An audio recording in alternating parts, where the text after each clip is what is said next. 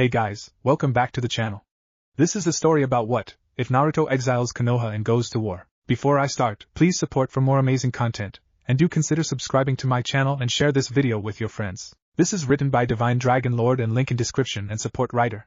Let's start the video. Last time, sorry dog breath but it's final, so as of today Naruto Uzumaki he untied his headband is no longer a ninja of Konoha, said Naruto. He then readjusted his pack on his back, then walked out of the village gates. What about Hinata, Naruto, have you told her?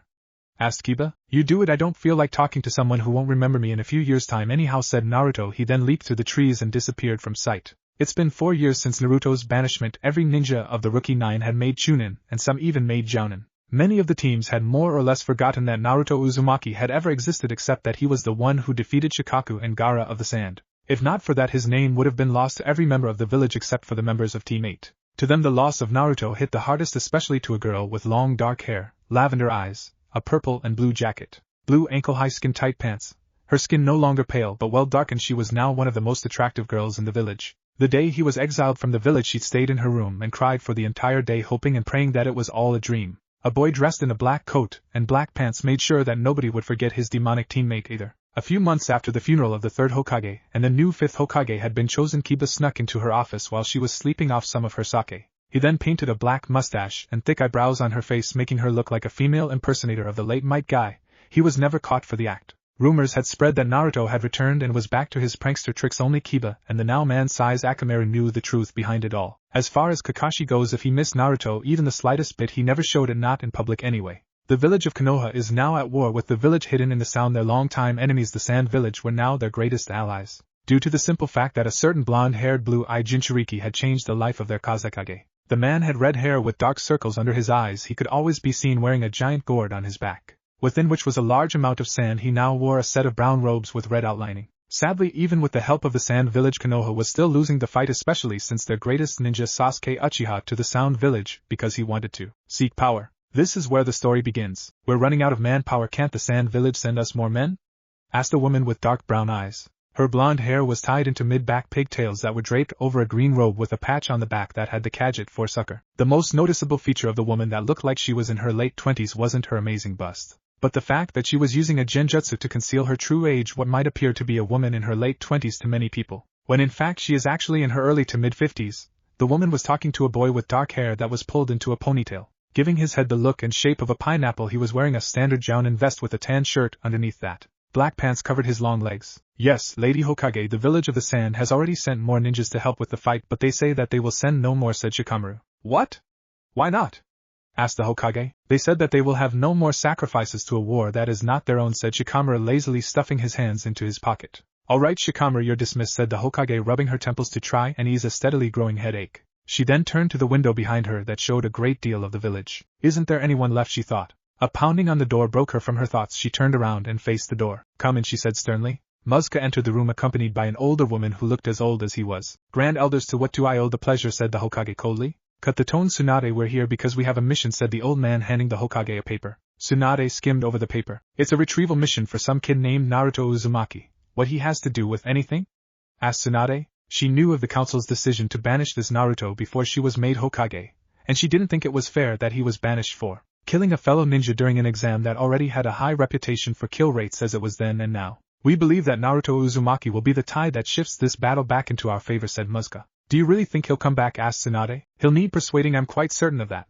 But I think you'll know a way to get him to come around, said Muska again. Then he and the old woman walked out the door. Tsunade smirked. She'd read the report about Naruto's so-called trial. He wasn't going to come along as easily as they think. But she had her orders now. The only question was what team should she send out. She pulled out a file that had Naruto's name on the front. Wasn't too friendly, was he, she thought as she read his personality profile. Then she dropped it on her desk. The open file showed a picture of a boy with blonde unruly hair, the bluest eyes she'd ever seen, and 3 whisker birthmarks on each cheek. He was decked out in a black shirt and pants with a red leather jacket. He's the spitting image of my brother, she thought as she picked up the file again. Naruto Uzumaki, born October 30th, 1992, exiled July 15th, 2004. Profile. Naruto Uzumaki is rather extraordinary tactician. He is able to come up with a strategy nearly as fast as a Nara genius. Naruto Uzumaki is also short-tempered and a dangerous individual when angered, as he contains. Because of Naruto has a remarkable healing factor that allows him to heal from any wound or poison within a couple of days. He has no real attachments to anyone in the village, although it was rumored that he was becoming close to a Hinata Hyuga.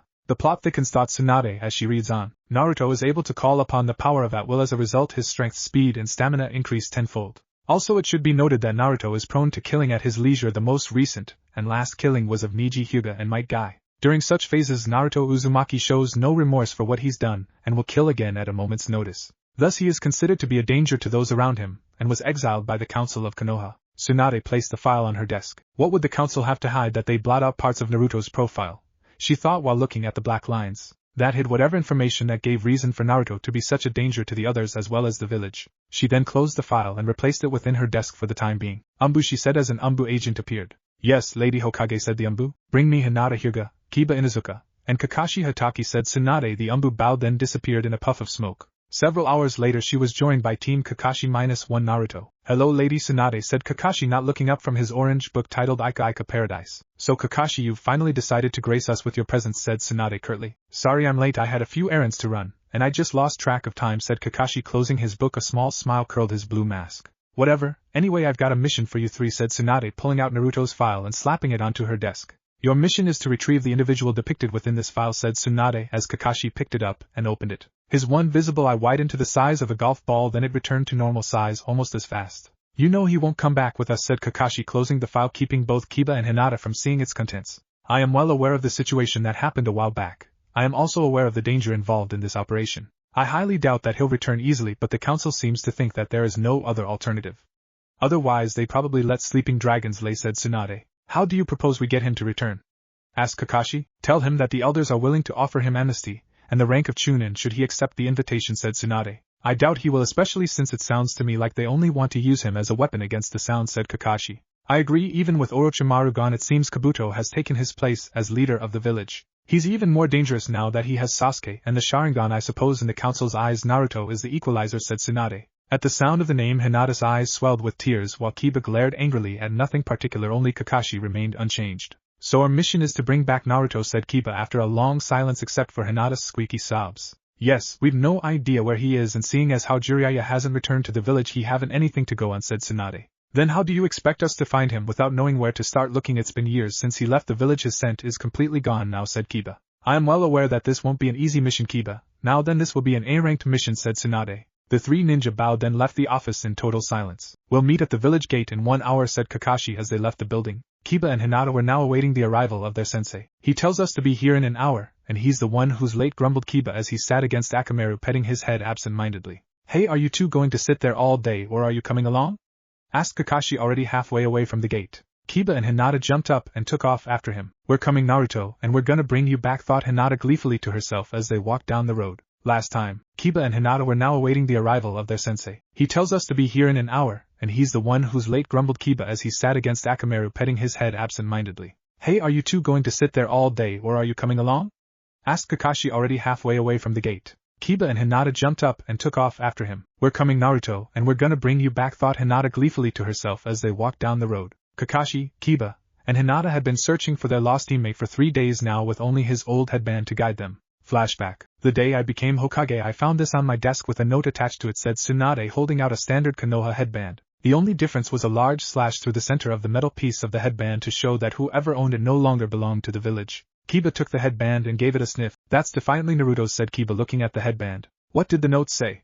Asked Kakashi. It said, to the newest Hokage. By the time you read this my name will have probably been long forgotten, so there isn't any need to tell my name. As for what I want to say, that's simple. I was thrown out of the village because of murder, which is true. Don't worry, I'm not planning any attempts on your life. Just know this, I will never return to this village, so I want you to choose a successor that has the same qualities of that. The third possessed kindness, generosity, a loving understanding, and a will of fire. That was it, said Tsunade, leaning forwards on her desk. I never knew Naruto was such a deep thinker, said Kiba. Kiba, there were many things that we didn't know about Naruto, said Kakashi solemnly. End flashback. Hey Kakashi-sensei.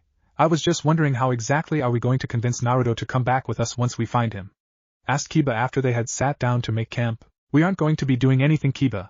Hinata will, said Kakashi as a grin curled his mask. This caused Hinata to become marble, and Kiba to roll on the ground clutching his sides, saying he can't breathe. Don't worry, Hinata, it's just a joke. Now what we'll do is tell him he's been offered amnesty if he'll come back to the village, said Kakashi. And if I was Naruto and someone handed me something like that, I'd tell you where to go, said Kiba flatly. I know, but whatever the fifth wants, said Kakashi shrugging. Yeah, and besides, she did say get him back anyway we can. Right, Hinata, he said sheepishly, causing her to turn to marble once again.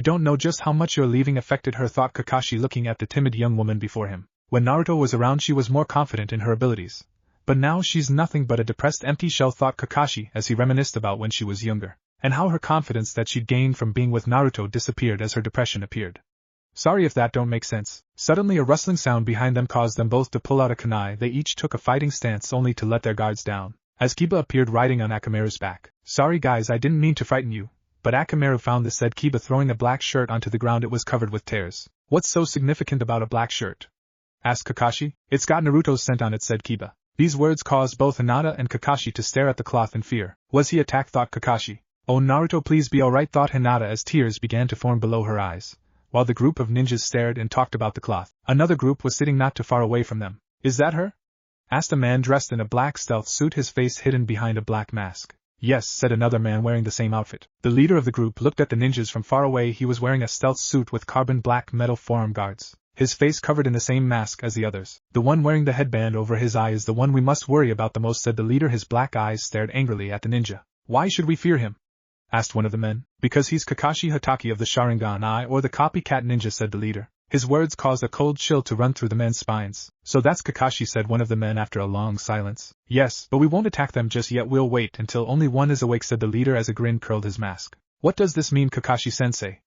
Asked Hinata without a single stutter, one of her few moments now a day. It doesn't mean anything, Hinata. This is the shirt he wore when he left the village, and it's entirely possible that he might have run into a wild animal before he found a new home, or he did it himself after he had an attack of rage, said Kakashi, remembering the four-tailed Kyuubi. No, I don't think so. These rips appear to be from stretching, said Kiba, examining the shirt. Maybe Naruto's stomach finally got the better of his shirt, said Kakashi, trying to lighten the mood, which was unsuccessful. I think it's time we turn in, said Kakashi, breaking the silence that followed his comment. I'll take first watch, said Kiba. Fine, wake me in 2 hours. I'll take the next watch, then Hinata will take the final watch, said Kakashi, going into his tent. Hinata nodded and walked into her own tent, and went to bed, leaving only Kiba with Akamaru. The three ninjas that had hidden in bushes around the campsite, once they were sure that everyone was asleep except for Kiba and Akamaru, they made their move. They used a canister containing an invisible gas that filled the area, and within minutes Kiba and Akamaru were out like a light. The men then made their way towards the now sleeping ninjas. As they made their way towards Hinata's tent, they failed to notice the faint popping sound of Kiba turning into a log. The men were just about to open the tent and grab Hinata. You three got a death wish. It isn't wise to enter a kunoichi's tent while she's sleeping, said Kiba softly, causing the three ninja to jump out of their skins. They turned to see Kiba seated on the back of a snarling Akamaru. I'm going to give you guys 3 seconds to leave before my buddy rips you to pieces, said Kiba slyly. The three took note of the human-sized dog, then disappeared in different directions. Well, one thing about it, boy, you can't say we didn't get some excitement tonight, said Kiba as 2 silent blowgun shots were fired at them, hitting Kiba in the neck and Akamaru in the side. They both fell to the ground unconscious. Where did that come from? Were Kiba's last thoughts before he lost consciousness altogether. He awoke the next morning to the sound of Kakashi yelling for him and Akamaru to wake up. He groaned as he stretched his tensed muscles, then everything came flooding back to him. Kakashi-sensei, 3 men came. They grabbed Hinata and hit me and Akamaru with some kind of sleeping darts, said Kiba, pulling the dart from his neck. I'm well aware of the situation, Kiba, but now we've got to find Hinata, said Kakashi, as he'd already packed up the tents. Kiba and Akamaru jumped to their feet and began to sniff the air only to smell woods. Damn it! Whoever took her used a cover scent. Neither of us can smell her, said Kiba, punching a nearby tree. Calm down, Kiba, now I'm sure Hinata's fine for the time being. If there was only 3 of them, they won't have gone far, said Kakashi, doing a set of hand signs. Then he pricked his thumb and slammed his palm to the ground. Summoning jutsu, he said, as a small brown pug with a black snout and black rings around his eyes that those of a raccoon. He had a small cape on his back and a Konoha headband over his ears. He then raised his right paw. Yo, Kakashi, said the dog. Hello, Paku. I need you to track Hinata's scent, said Kakashi, holding a piece of cloth beneath the dog's nose. The dog took a single sniff of the cloth, then began to sniff the air. He then took off to the west. They followed him closely. Hold on a second, how can he smell Hinata's scent when neither Akamaru nor I couldn't, said Kiba. Paku's nose is 1,000 times more sensitive than even Akamaru's nose, said Kakashi. This caused a small growl to escape Akamaru. Kakashi, someone's coming towards the area where Hinata's scent is coming from, said Paku. Can you make out who it is? Asked Kakashi. No, I've never smelt this guy's scent before, said Paku. Kiba and Akamaru began to sniff the air along with Paku. It kinda smells like blood, said Kiba after several seconds. Please don't let it be Hinata's, thought Kiba as they ran deeper into the now thinning forest until they came to a small clearing. In the center of the clearing was Hinata. Tied to a pole in front of her were 5 ninjas, each one holding a different weapon of their choosing. One held a katana, another held a daikatana, think a half-size katana, one had a dagger in each hand, the last 2 both held a single broadsword. The oddest thing about the 5 men was they were all wearing black stealth suits in the middle of the day. One of the men holding a broadsword stepped forwards. Kakashi Hatake and young man of the Inuzuka clan, please leave the area, we only want the Hyuga, said the man. Kiba mocked like he was thinking. Nah, I don't think so, he said. Then he ran towards the men only to slam into a wall of chakra. What the hell? He said, getting to his feet. We knew it was only a matter of time before you'd come to find her, so we waited that way. When you came, you could take her back to your village and get her to a hospital because we don't wish to kill her, we only want her eyes, said the man, now turning to Hinata. He formed a single hand sign that released the jutsu on her. She opened her eyes with a look of absolute shock. WWWHEREAMI? She stuttered. Don't worry, miss, it will all be over soon, said the man, pulling a small bag from his pocket. Then he pulled out a knife. Kiba and Kakashi could do nothing more than watch as the man inched the knife closer to her eyes that had filled with tears. Last time. Don't worry, miss, it will all be over soon, said the man, pulling a small bag from his pocket. Then he pulled out a knife. Kiba and Kakashi could do nothing more than watch as the man inched the knife closer to her eyes that had filled with tears. Rasengan! Came a shout from behind the 2 ninjas as a blur ran past them. Then it took the form of Jiraiya. The Rasengan caused the barrier to shatter within seconds. All 5 ninja turned to the perverted toad sage. He's a Sannin, said one of the men running for his life. Yes, it is I, the Lord of the Toads, master of women. Lord Jiraiya, said Jiraiya, striking a pose for the remaining ninja. Lord Jiraiya, what are you doing here? Asked Kiba. I was in the area when I heard shouting, so I came to investigate. Then I found you 2 pounding on a chakra barrier, and I think you know the rest, said Jiraiya. As they made their way to the rest of the ninja. You'd best stay back or the girl will be killed, said the ninja with the daggers. Jiraiya crossed his arms. A smirk appeared on his face. If I were you 3, I'd head for the hills, said Jiraiya. What you fixing to take us all on, old man? Asked the ninja with the daggers while the other 3 formed a wall around him. No, I won't be the one to be taking you out, he will, said Jiraiya, pointing to the woods behind them where 2 glowing red eyes. Tsunade pulled out file after file from within an old and rust cabinet looking for anything on Naruto Uzumaki. Only to come up empty thus far. Damn it, she cursed as she tossed the scroll aside. She rubbed her temples as a migraine started to flare up. A woman dressed in black robes sat across from here holding a small pig with a red shirt over its back. She brushed her dark hair from her brown eyes as she scanned the contents of a scroll before setting it off to the side. Anything, Shizen? Asked Tsunade as the 20-year-old hung her head. I'm sorry, Lady Tsunade, I haven't been able to find anything on Naruto Uzumaki that would give us any more information than what's in the bingo book, said Shizen tiredly. Well, keep looking, I want to know why he was banished, and what this power is that he holds, said Tsunade. Power? Said Shizen with a confused look. Yes, in his bingo profile it mentions a power, but it doesn't say what that power is, said Tsunade, poring over yet another scroll. I've found something, said Shizen, handing the scroll to Lady Tsunade. It was written by the 3rd, said Tsunade as she began to read the scroll. Law #1-235. I hereby decree that anyone who mentions the power contained within Naruto Uzumaki will be punished severely. Well, we now know that the old man knew of Naruto's power, but it still doesn't say what that power is, said Tsunade. Maybe we're looking in the wrong place, said Shizen. What do you mean? Asked Tsunade. If the 3rd made the decree that any information pertaining to Naruto's hidden power be removed, I doubt he would have destroyed it. Just in case he'd need to either destroy Naruto himself or seal away his power, said Shizen. Good point, but where should we start looking now? Asked Tsunade. Maybe we should take a little trip down to the Forbidden Scroll archives, said Shizen. Tsunade nodded. Then they cleaned up the scrolls that they'd gotten out, and headed further to Anther section of the Hokage's tower. This area was hidden behind a genjutsu that only the current Hokage would know about. Tsunade released the jutsu and walked through an ancient door into a room that was light from a couple of oil lamps. It was as cold as the inside of a cave. Dust lay thick upon the ancient scrolls that looked so fragile that should they see the light of day they would crumble and turn to dust within seconds. Tsunade scanned the room for anything that might look remotely like it had something to do with Naruto Uzumaki. Her eyes rested upon a scroll that looked as if it had only been recently placed there, maybe a year ago, due to how thin the dust upon it lay. She picked up the scroll that was sealed with a spiral wax stamp. She pulled it off and unrolled the scroll to find exactly what she'd been looking for. Shizen, look at this. It's a complete record of Naruto Uzumaki's life, said Tsunade, handing her assistant the scroll. Shizen then proceeded to read the scroll out loud. Naruto Uzumaki, height 75 centimeters, and not sure if it's right or not. Birth date October 30th, 1992. Profile. Naruto Uzumaki is an exceptional ninja due to the fact that he has the Kyuubi sealed within him. So he's the Kyuubi's container, interrupted Tsunade, then allowed Shizen to continue. Naruto Uzumaki at a young age was sent to an orphanage, and was kicked out at the age of 4 for obvious reasons. Naruto was given an apartment to live in rent-free by a now-retired owner who didn't want to keep the place up anymore. Soon after that, Naruto started to become a very avid prankster. Crimes include messing with the Hokage monument, clogging public toilets and such. Then one day Naruto Uzumaki was involved in an accident that caused him to unknowingly unleash the Kyuubi's power. This information was obtained from the child who was placed under hypnosis. It has been determined from that point on that Naruto Uzumaki became obsessed with killing all those who would dare harm him. This killer intent caused Naruto to kill many villagers that had attempted to take the boy's life. During the Chunin exams a year ago, Naruto Uzumaki killed a fellow ninja in cold blood, named Tenten, a pupil of the late Might Guy. He's also responsible for the murder of Niji Hyuga and Might Guy himself. Naruto Uzumaki is also the reason the village was able to survive the Sand Village's invasion attempt by stopping their most powerful ninja Gaara of the Sand, also known container of Shikaku boy. I'd have loved to have seen that, said Tsunade, grinning as she was like this boy more by the second. During this time Naruto is believed to have gone into a blind rage over what he thought was the death of a teammate and possible sweetheart Hinata Hyuga, during which he allowed the Kyuubi to control his actions and the beast set to destroy anyone in his path, friend or foe. The creature annihilated 5 Sand Ninja and 1 Konoha ninja. Because of this crime Naruto was banished from Konoha. His current whereabouts are unknown, finished Shizen. She then rewrapped the scroll and set it back in its place. Incredible, the boy at the age of 12 killed 3 genin, a jounin, and 1 chunin, said Tsunade. Shouldn't we be a little concerned about this? I mean, he won't be too happy to see any ninjas from the village that banished him, said Shizen. Oh, I think he'll be happy to see Team 8 at least, said Tsunade, grinning slightly as they made their way back to her office. I have another question, Lady Tsunade. Why did you want to find anything you could about Naruto? Asked Shizen. I want to know what ninja kind of a ninja I sent my ninjas after, said Tsunade simply as they reached her office. Sounds more like you just wanted to get out of doing your paperwork, said Shizen. This caused an unseen smirk from Tsunade to appear. The 3 ninjas backed away as fear gripped their very souls. What is that thing? Said one of them. This, my friend, is a death toad. I myself have never even seen him, and neither will you, said Jiraiya darkly as the leaves from within the forest were kicked up as if the wind was suddenly fiercest there. Now the way I see it, you've only got a few seconds left before he makes his move, so tell us why you're targeting our little Hyuga, said Jiraiya. Got to hell!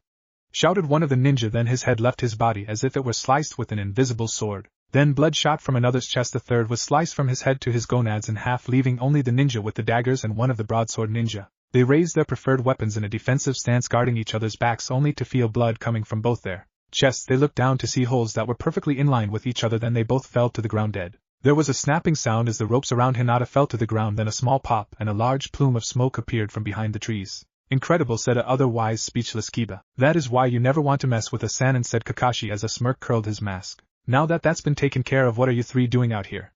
Asked Jiraiya. We're looking for Naruto, said Kakashi.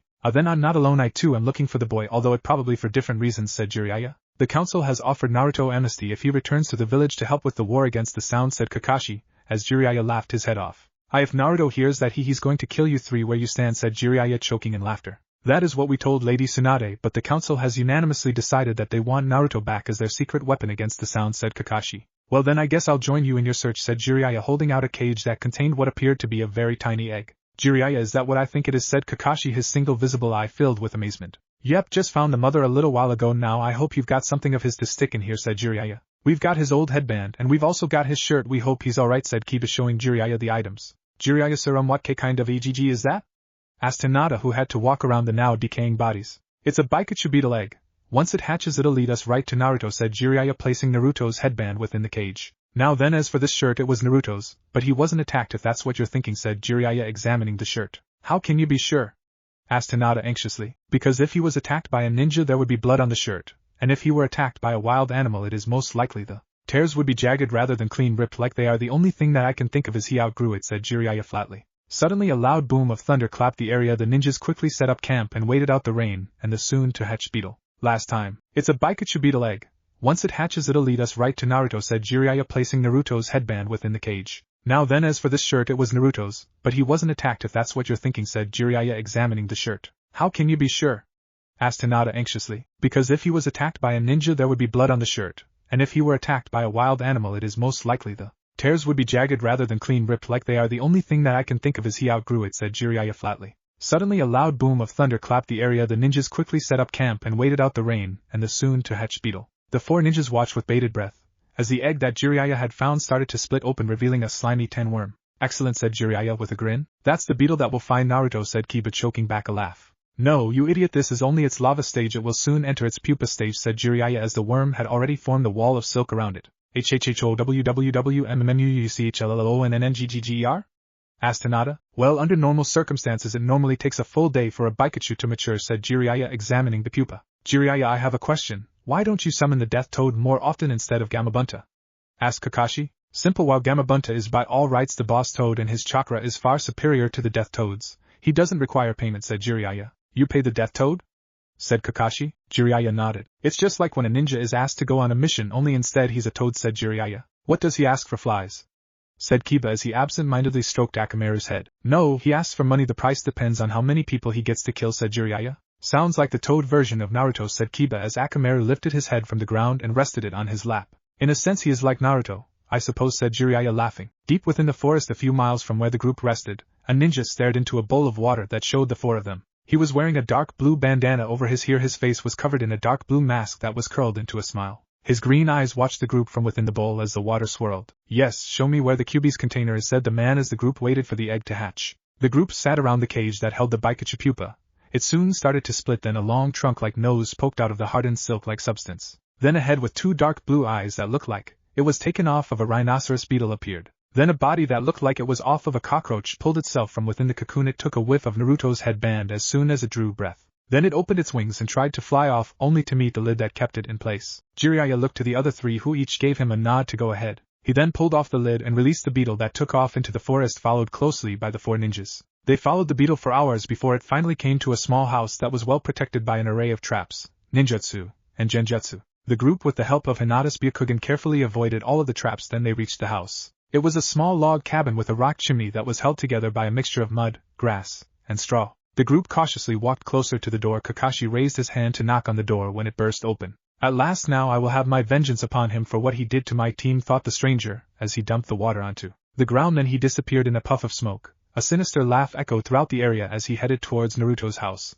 The door opened to reveal a boy about 16 years old. His blonde hair was long and sticking out on end. He wasn't wearing a shirt, showing his well-toned abs and chest. His arms were as large as small coconuts. He had a pair of loose-fitting black sweatpants, a pair of blue toeless sandals. He had a compound bow slung across his back, with a quiver of arrows strapped to his hip with a belt. His face had 3 whisker marks on each cheek, 2 deep blue eyes. A look of a calm surprise showed upon his face. Well, teammate, Jiraiya, what brings you to my neck of the woods? Asked Naruto. Naruto, we've been sent to find you, said Kiba excitedly. So the council finally decided to end my existence, said Naruto coldly. No, Naruto, it's nothing like that. On the contrary, said Kakashi, pulling out a scroll and handing it to him. The council will grant you amnesty if you return to the village and become a ninja of Konoha once again, said Kakashi. Naruto, who had been reading the scroll, started to laugh. Tsunade, the legendary sucker, is the Hokage. My, how the mighty have fallen, said Naruto, rolling up the scroll. So they want me back, and with a rank up to boot, said Naruto. Kakashi nodded. Naruto threw him the scroll. Thanks but no thanks, I've given up being a ninja, said Naruto. This caused everyone around him to have shocked looks on their faces. Naruto, you can't be serious, said Kiba. And why is that?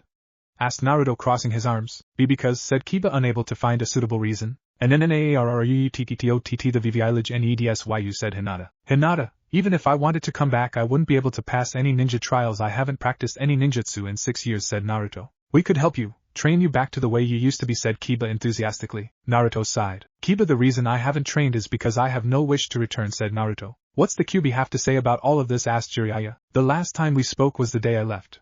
He said I should go back and destroy everyone in the village. But I knew that it wouldn't do any good to destroy the village. What would it bring me if I destroyed? So the day I left was the day I washed my hands of the village of Konoha, said Naruto, turning to close the door. He then turned back to the group of ninjas. Sorry I'd invite you in, but I'm going to get some food for the next few days and I don't know when I'll be back, said Naruto, walking away. When 2 kunai landed at his feet, a ninja dressed in a black stealth suit appeared before them. Who are you? Asked Naruto. I've been sent by the village hidden in the sound with an offer for you to join us, said the ninja, holding out a scroll identical to the one Kakashi sent him. But since you're no longer willing to be a ninja, I've also been ordered to kill you, said the ninja, drawing several kunai from a leg holster. Naruto sighed. Just don't harm them, he said as he stretched his arms out wide. This caused the ninja to laugh. Just don't harm them, he said in a mocking tone. I think after I kill you I'll kill them just because you asked me not to, said the ninja as a smile curled under his mask. Naruto smiled. I don't think they'll let you, said Naruto, not moving. The ninja yelled in rage, then threw the kunai at Naruto. He closed his eyes, expecting the feeling of pain that comes from being hit by a razor-sharp kunai. Instead he heard the sound of clinking metal. He opened his eyes to see Kakashi standing in front of him. Naruto, get out of here, we'll cover you, said Kakashi. Naruto laughed. Kakashi, why don't you go back to the village? And you, he said, pointing to the sound ninja. You can die. As he said this, a red aura surrounded his body, causing everyone but the sound ninja to back away. Naruto then ran towards the ninja and in a blinding speed shot arrow after arrow at the ninja, pinning him against the tree. With an arrow in his palms, and feet. The ninja let out a cry from the pain that was racing through his body. His eyes were wide with fear. "What are you?" said the ninja. "I'm your worst nightmare," said Naruto. He then drew a clawed hand and thrust it through the ninja's chest, crushing his heart. The ninja's blood flowed down the bark of the tree, in red streams as if the tree were actually crying. Naruto then pulled out his blood-covered hand, gave it a sharp jerk, causing the blood and gore to splatter from his hand onto the ground as the red chakra receded from his body. He started to breathe heavily. "Haven't done that for a while," he puffed. Then he pulled his arrows from the ninja's limbs, allowing the body to hit the ground with a soft thud. He then turned to the group behind him. "I'll say it again, I'm not a ninja anymore." He then turned and walked into the forest, leaving the group staring in awe. "Well, what do we do now?"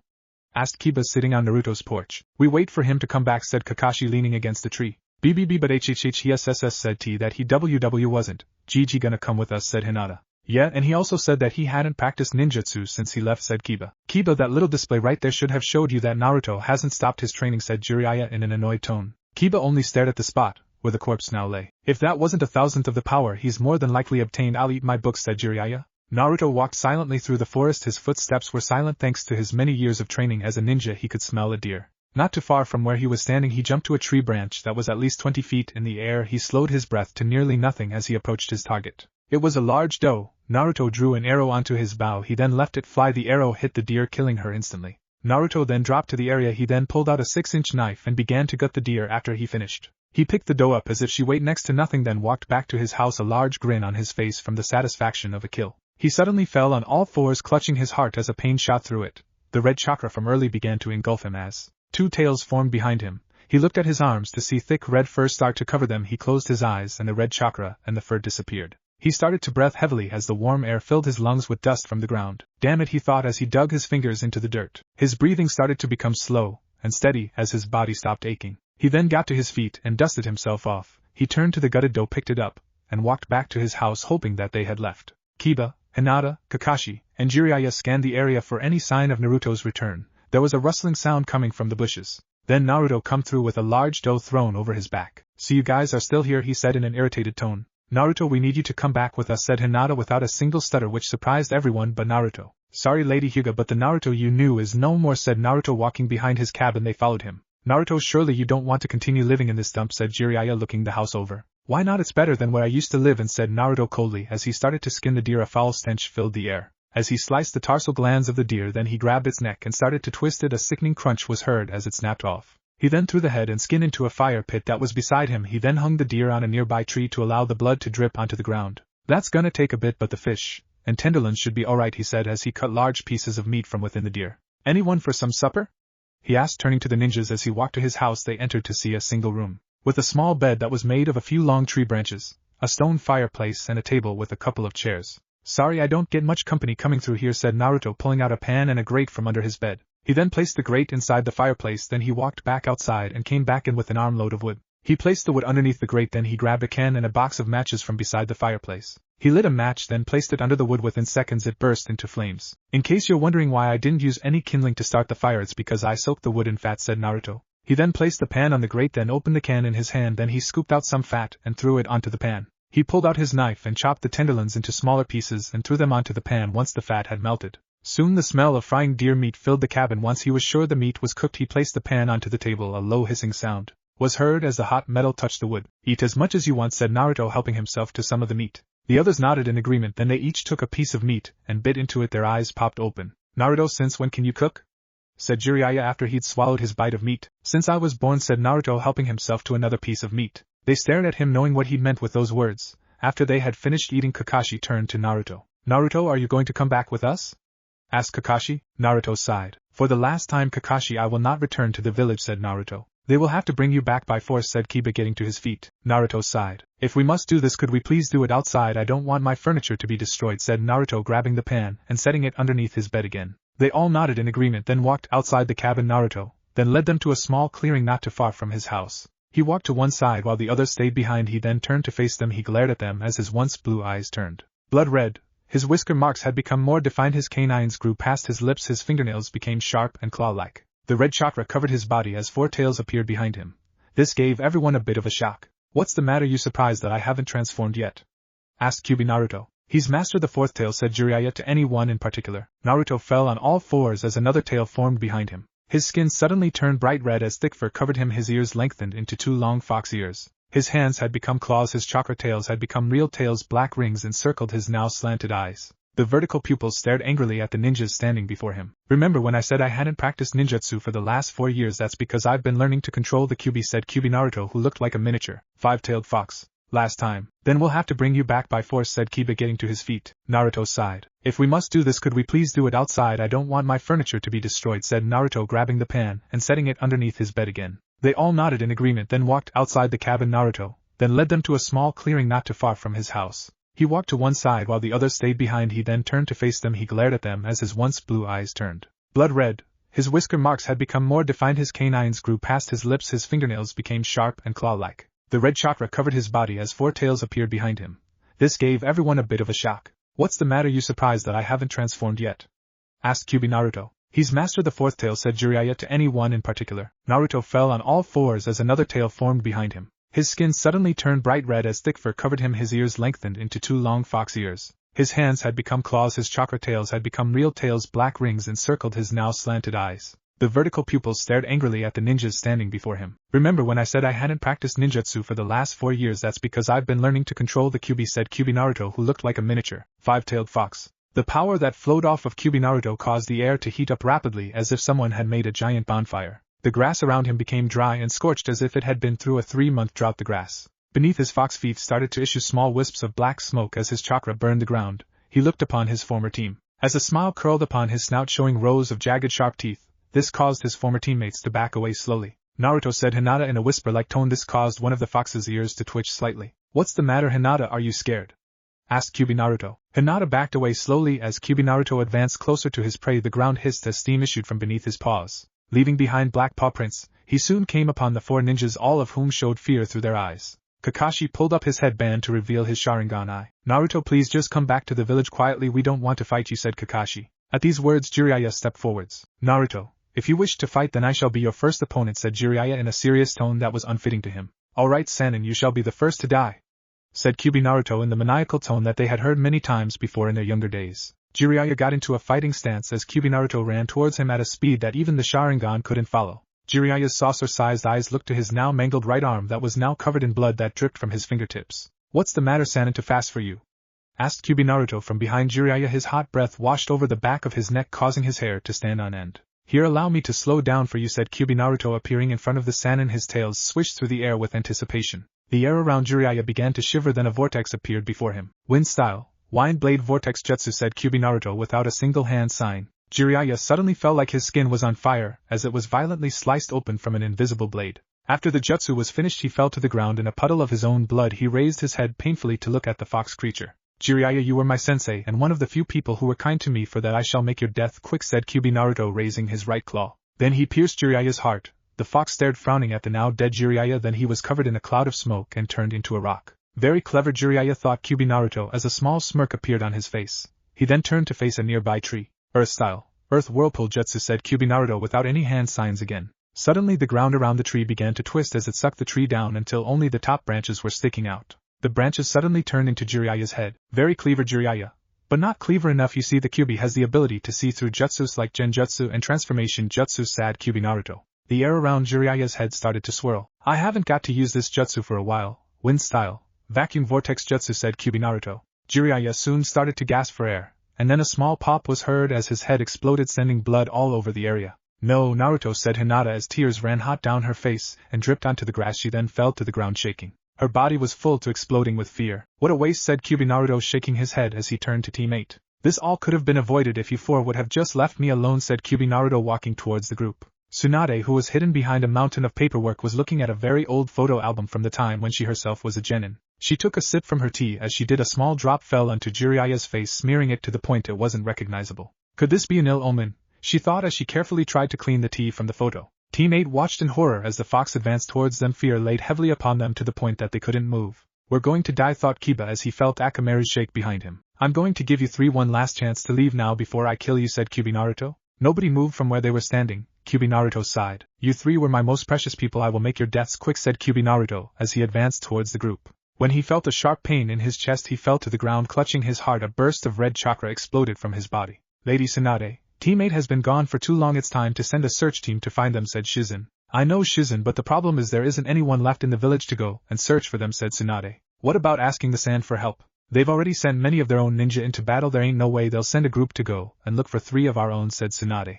Actually, the Kazekage asked if Naruto had been found not too long ago, said Shizen. Why would the Kazekage care as to whether or not we found Naruto?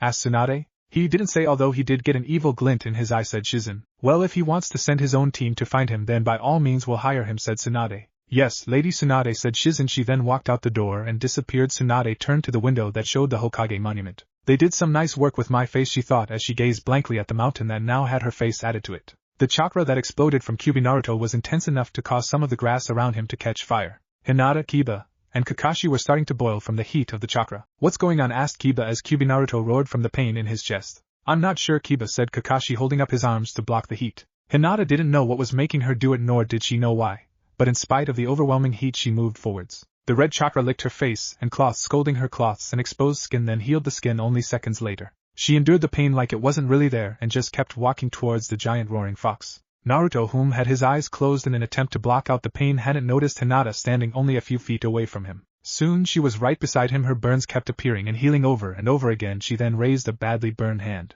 and placed it on his head. Kyuubi Naruto shivered slightly. Her touch seemed to have surprised him. Naruto started to stop shivering as the chakra receded to within the seal, leaving only the 5-tailed fox, who looked up at Hinata angrily. He then smirked slightly and opened his mouth. Kakashi had only seconds to act as he ran towards Hinata and pulled her away just as a beam of red chakra shot from his mouth, grazing Kakashi's back. Once they were back beside Kiba, Kakashi fell to his knees as pain beyond measure shot through his body, from where the chakra had hit him. Oh, come now, Kakashi, it would have been quick, said Kyuubi Naruto manically. He started to glow again as small orbs of red chakra appeared above him. Kyuubi Naruto opened his mouth and swallowed one, while the other 5 floated near the tips of his tails. Then Kyuubi Naruto's entire body expanded to the point he couldn't move. The balls of chakra that floated above him was each the size of a child's power wheels. I don't own them either. Then Naruto opened his mouth as a beam of red chakra shot from it. 4 more beams shot from the balls of chakra that floated above him. The beams met and became a giant beam that could have destroyed even Orochimaru's strongest barriers and him along with them. The 3 ninjas closed their eyes as they felt the heat from the chakra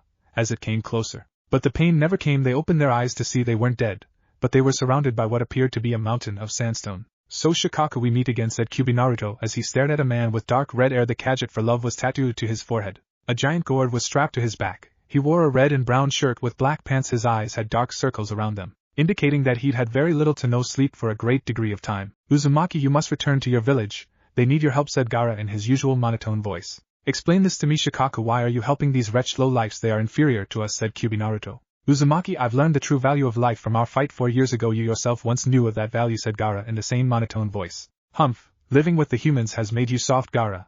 You've forgotten what it's like to have a heart of a beast, said Kyuubi Naruto with relish. No, Uzumaki, I have not forgotten what it is like to truly be one with your demon. It's maddening. You yourself must feel the pain of merging with your demonic counterpart, said Gaara. There is nothing gained without a little pain, said Kyuubi Naruto. No, Uzumaki, there are many things that don't require pain in order to be gained, like the love of another, said Gaara, rubbing his thumb over what appeared to be a ring. So the mighty Shikaku has become a human's pet, said Kyuubi Naruto, spitting on the ground. Uzumaki, I understand better than anyone in this forest the pain you've gone through. But know this, if you allow it to, the pain will drive you mad. Then you will truly turn into a monster, just as I was before I fought with you. Know this, Naruto, even a child can be brave when faced with a monster, said Gaara. Let me guess, Shikaku, you've got an actual apprentice, said Kyuubi Naruto in a semi-mocking tone. She was the only one of 30 to allow me to train her in the ways of ninja, said Gaara. And let me guess, you found love the most pitiful of all human emotions, said Kyuubi Naruto. Uzumaki, you yourself once knew love. Isn't love what drove you to allow the Kyuubi to take control of your body the day we fought?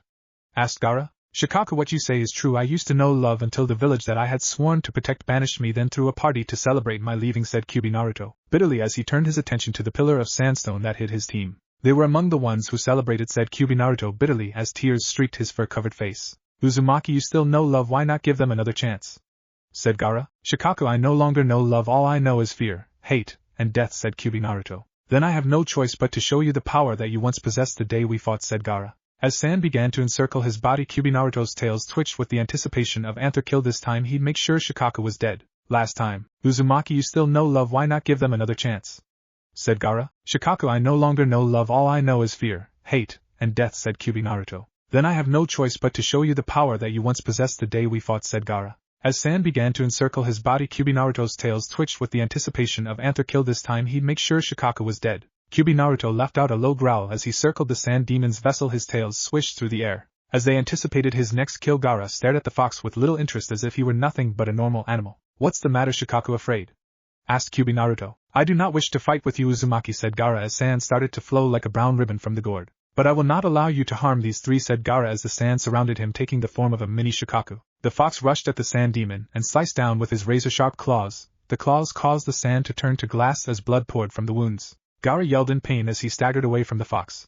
His single tail swished the ground. He looked up to see Kyuubi Naruto was starting to charge up the chakra blast. He raised a giant wall of sand to block the attack, only to find the attack had never come. A small chill ran down his back as the temperature started to rise behind him, like someone had placed a heater behind him. He turned to see Kyuubi Naruto with a gaping wide mouth. The last thing he saw was a flash of red light as the chakra blast hit him, obliterating all traces of his existence. Kyuubi Naruto howled with delight as the sand wall in front of him crumbled to the ground. Hinata, Kakashi, and Kiba watched with worried looks as the sandstone started to fall apart around them. Soon they were covered in very fine sand. They brushed it off to see that Kyuubi Naruto was still alive. A smirk appeared on his snout. Now Kakashi, let's see if your famous Sharingan I can keep up with me, said Kyuubi Naruto. Kakashi stepped forwards, taking a kunai from his pouch, taking a defensive stance only to find the sand that was lying on the ground.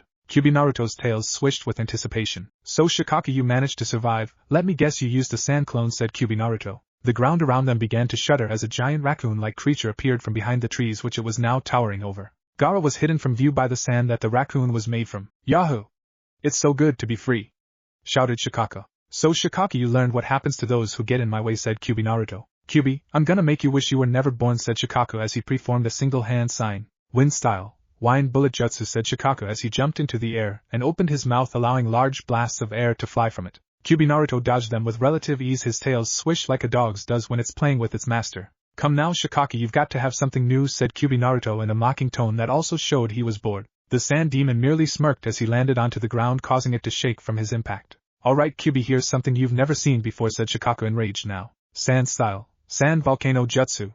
Shouted Shikaku. Kyuubi Naruto smirked as a small mountain appeared before him. His smirk quickly faded as sand shot from atop the mountain, raining down on him and the Konoha ninjas coving them. In sand, Kyuubi Naruto ran to his former teammates, then shouted, Fire style, Fox Flame. He opened his jaws as a bright green flame shot from it like that from a jet. It caused the falling sand to turn to glass, instantly forming a protective barrier around them. Shikaku, unknowing as to what was going on, started to laugh as he watched Kyuubi Naruto and his former teammates become buried alive in sand. Suddenly the sand burst into flames before the mighty sand demon, who had no look of surprise as the sand then turned to glass. Showing that not even the mighty Kyuubi survived the attack, he left out a yell of triumph until he heard, Fire demon style, flaming armor jutsu. A bright light emanated from within the glass-covered area, then it exploded, turning into dust as a glowing red five-tailed fox stood before the group of worried-looking Konoha. Shinobi, the gloves are off, Shikaku. Now you're playing with fire, and trust me, you will get burned, said Kyuubi Naruto in a growl, as he walked onto the glass-covered ground, causing it to leave behind a molten paw print.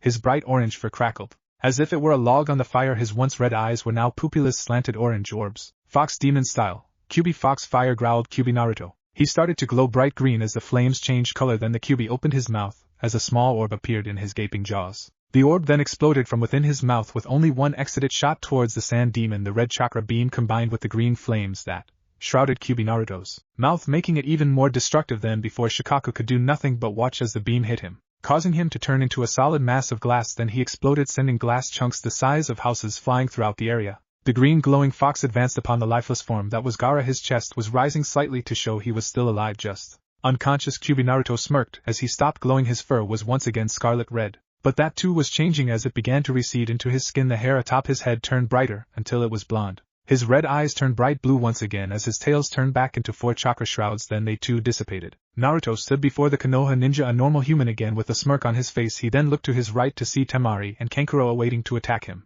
You two can stand down, I'm not going to kill him, said Naruto, who started to sweat heavily. His breath became raspy. He then turned to a nearby tree. You can come out now, Jiraiya, said Naruto, looking to see the stunned looks on the faces of the Konoha ninjas as Jiraiya came from the tree's bark, his head still on his shoulders, and he looked like he was about ready to bust a gut. What, but how, when? Was all Kiba managed to get out. It's a long, Naruto tried to finish before he fell to the ground unconscious. Jiraiya knelt down and lifted his former pupil onto his shoulder. He then beckoned teammate to follow him back to Naruto's cabin. Once inside, Jiraiya carefully laid Naruto on the bed. I've told you before not to overdo it, you're still getting used to that form, let alone that technique, said Jiraiya, taking one of the chairs from the table and sitting down. Jiraiya sir, WW what's GGG going on? Asked Hinata timidly. Jiraiya sighed. First off, please don't call me sir, it makes me feel old. And second, I can only tell you bits and pieces. Naruto will have to fill in the rest when he wakes up. But here's what I know. I found Naruto about 8 months after he was exiled. I brought him here and started to train him to control the Kyuubi's power. So I've been helping him develop the power over the years, but it hasn't been completely successful as of yet. As for the guy Naruto killed, he was an assassin. He had the ability to change into a person so well that he could copy their very scent. That's why not even you or Akamaru could tell the difference, Kiba. When you came to the cabin, I was out on a spy mission for the Hokage. I was on my way back when I spotted Naruto carrying a deer over his shoulders. The look of surprise was something to behold. Until he told me that there was someone pretending to be me, I told him he should wait it out and see what the guy would try to do. This is where you lose me. He told me to hide in the clearing where he just fought you guys. Then why didn't he say anything to us? Asked Kiba indignantly. Because he wasn't sure if you three were the real you or just imposters. I think Kakashi's Sharingan is what told him for sure, said Jiraiya, nodding to Kakashi. BB, but if and in Naruto RR realized we ARTT the RR real us WWWYDDD didn't he SS stop FFF fighting, asked Hinata. Jiraiya sighed again. This is where things get complicated. You see, while Naruto is in his right state of mind when he is transformed, he doesn't exactly have total control over the beast within, and I think that he might actually be merging with him, said Jiraiya. What do you mean? Asked Kakashi in a serious tone. Did you notice during the fight that Naruto seemed to be having a pain in his chest right about where his heart is?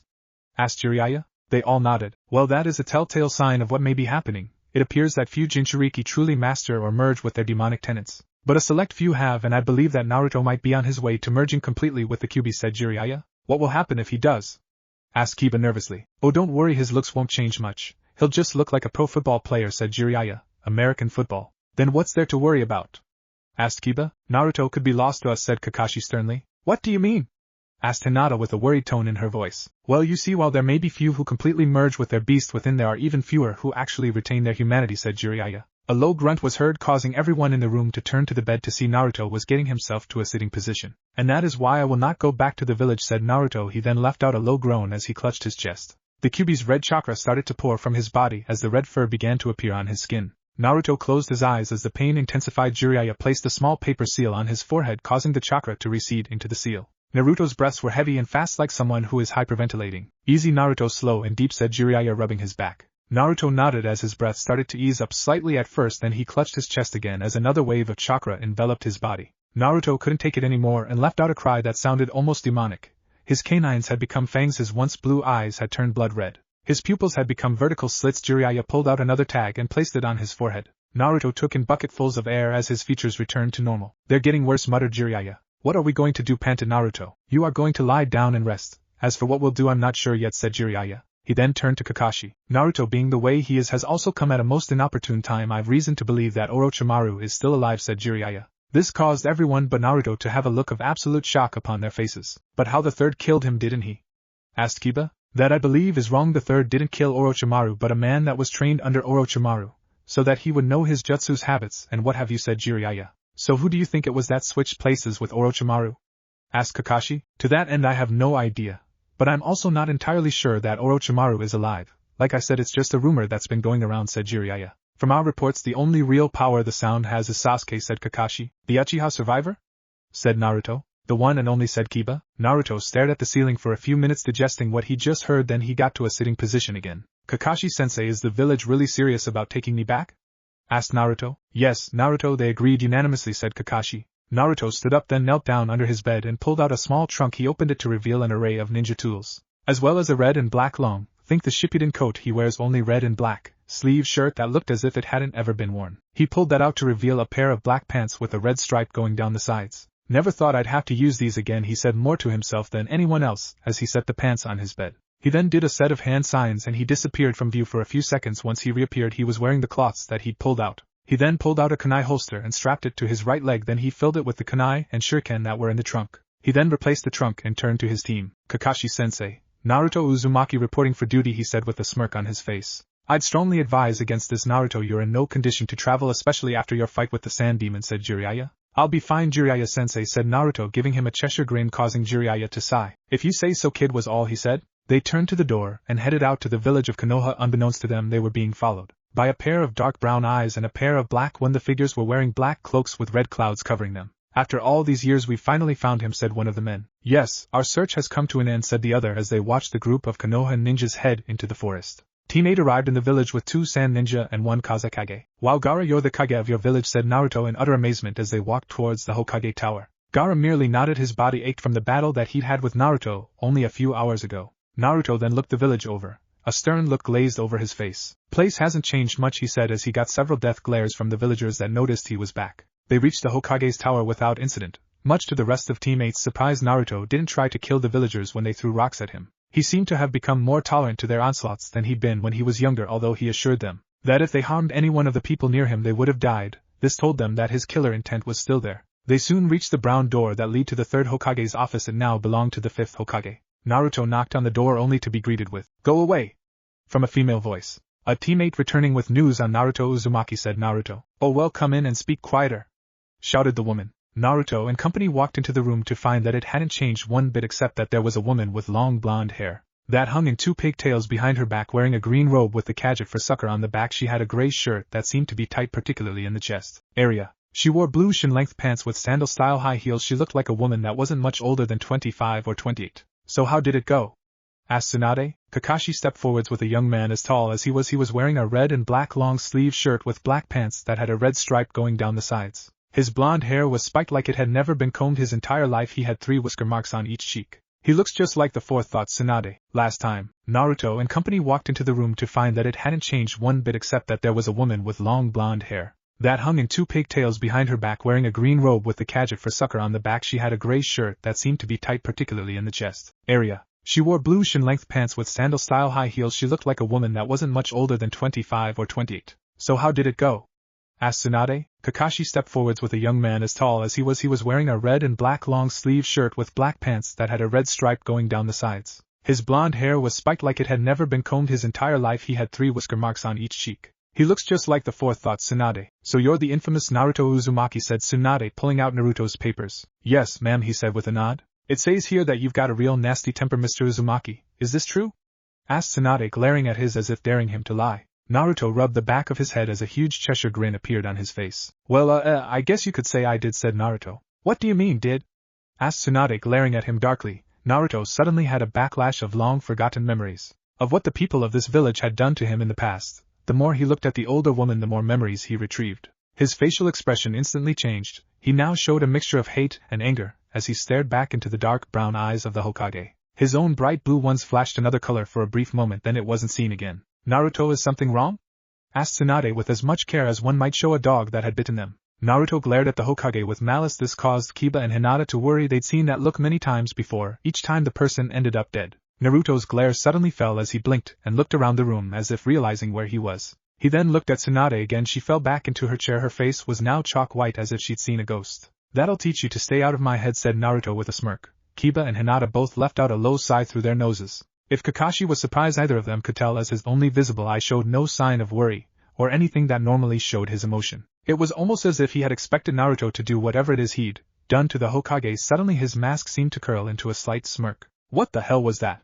panted Tsunade as sweat ran down her face. "That would be my tenon. He doesn't like it very much when people try to get inside my head," said Naruto as a slight smirk appeared on his face. Tsunade took a deep breath and composed herself. "Well, Mr. Uzumaki, please call me Naruto." "Alright, Naruto, then. I'm going to have Miss Hyuga here check your chakra network to see if you are fit enough to be a ninja," said Tsunade. Hinata nodded and activated her Byakugan. She looked Naruto over. She could see that his chakra coils had become thicker than any humans she'd seen before. Chakra raced through the coils like running water, and then she saw from the coils that were hidden behind his belly a red chakra slowly snake its way through his system, causing his chakra pads to become wider. Then Naruto fell to his knees. He yelled in pain as he clutched his heart. This confused Hinata slightly before she realized he was having another attack. Unsure of what to do, she started to try and close his chakra points, but it didn't seem to help him any, only what appeared to be a temporary dulling of the pain. Naruto's features started to change before their eyes as his whisker marks became more defined as real whiskers shot from them. His tan skin began to grow dark red fur. His blue eyes turned scarlet red with vertical slits for pupils, and his blonde hair was now thicker and also dark red. His teeth had become razor sharp as his face became pointed to the point it looked like a snout. He was soon consumed by a red aura that had taken on the form of a fox with 4 tails. Then a 5th tail started to form until Naruto reached into his pocket and pulled out the same paper seal that Jiraiya had used on him back at his cabin. He placed it on his forehead. The seal glowed red. For as the chakra began to return to the seal on Naruto's belly, Naruto started to breathe heavily as sweat poured off of him by the buckets. "I'm sorry about that," said Naruto, now leaning against the wall. Tsunade walked over to him. She took a flashlight and shined it in his eyes. She then started to grab his shoulders and placed her ear to his chest. "You seem to be just fine, but what was that?" she asked after she'd finished examining him. "That was my tenon. He doesn't like to be disturbed," said Naruto, breathing heavily. As the seal finally stopped glowing, he then replaced it within his pocket. If this is all done, I'd like my old headband please, said Naruto, holding out his hand. The Hokage nodded to Kakashi, who pulled Naruto's headband from one of the many pockets on his vest. He then handed it to Naruto, who replaced it upon his forehead. And one more thing, said Tsunade, pulling out a camel green vest and tossing it to Naruto. Naruto looked at her confused as he caught the vest. What's this for? I was never made Chunin, I was exiled after the Sound Sand invasion, said Naruto. That was part of the agreement for if you decided to return, said Tsunade with a smirk. Naruto looked at the vest, then to his teammates. A frown appeared on his face, then he threw the vest back to Tsunade. Her smirk was replaced with a look of shock. What are you doing? She asked. If I'm going to be made Chunin, I want to be made so the right way, said Naruto firmly. Alright kid, have it your way, said Tsunade, making to replace the vest in her desk as if waiting for Naruto to say he changed his mind. Much to her surprise, however, he didn't say another word and allowed her to replace the vest within her desk. Tsunade then brought herself back to their attention. Well now then, where will you be staying? Asked Tsunade. Well, if it hasn't been torn down, my old apartment will do fine, but if it has, then I'll just have to find another place and get back to you, said Naruto. Alright teammate, you'll have this week off to train and in your case Naruto to find a place to live, said Tsunade as all three of them nodded, then walked out the door. Naruto started down the street that led to his old apartment alone. Or so he thought, because unbeknownst to him a certain Hyuga heiress was hot on his heels. A smile was on her face as she watched her longtime crush make his way to his old apartment. Naruto stood before a building that looked as if it had been through every natural disaster that has ever been known. The paint was waterlogged and faded with age, showing some of the mud brick that made up the building. The front door had a ribbon of yellow tape in front of it that read condemned. He left out a sigh as he pushed on the rotten wood door that fell forward, showering him with a thick layer of white dust. He walked inside to see that the place had been vandalized beyond livability. The ceiling had water stains on it along with rotten wood. It looked also as if it had been through a fire recently, as the smell of burnt wood filled his nostrils. The thing that stuck out most of all was what someone had spray painted on the wall, behind where the entrance desk would have been. Begone demon and never return. He had seen these words so many times before that they had little meaning to him, but this place was home. He sighed as he made a crossed hand sign. Shadow clone jutsu, he said as a single shadow clone appeared in a puff of smoke. Naruto then ordered the clone to walk up the now rotten stairs. The clone took a single step onto the stairs before the whole thing collapsed. Well, so much for living here, he thought as he walked out of the apartment complex. He then turned to the building. An orb of blue chakra glowed brightly in his right hand. He then pressed it to the brick wall. There was a loud explosion as the building was leveled in seconds. Naruto turned to leave only to find himself surrounded by several Umbu ninja. Hey guys, don't worry, the place was falling apart, said Naruto calmly. The ninjas nodded, then disappeared without a trace. He sighed, then he sat down onto the dry dirt road. He closed his eyes. To the casual observer they would see a young man sitting in the dirt meditating, but to Naruto he was talking. Naruto was sitting in a water-soaked stone floor inside of a dimly lit circular room. A large cage with a ripped piece of paper that had the gadget for seal on it. A pair of large glowing red eyes appeared from behind the bars, then the head of a giant fox with bright orange fur appeared from behind the bars. Well, Naruto, long time no see, said Kyubi. Hello Kyubi, said Naruto with a smirk. To what do I owe the pleasure of your visit? Asked Kyubi. Kyubi, how fast is the seal deteriorating? Asked Naruto in a serious tone. Kyubi sighed. I thought that's why you came. Well, I'm not going to lie to you, Naruto, the seal is becoming weaker by the day, said Kyubi. What'll happen if it finally breaks? Asked Naruto. I'm going to give you two scenarios, the one that should happen and the one that's more than likely going to happen. The one that should happen is my chakra melds with yours perfectly, during which I will still exist and be able to help you at any time. The one that's more than likely going to happen with the seal's rapid decay is, I will disappear from existence, and you will probably become a mindless version of me, said Kyubi. Isn't there anything we can do to repair the seal or to slow its decay?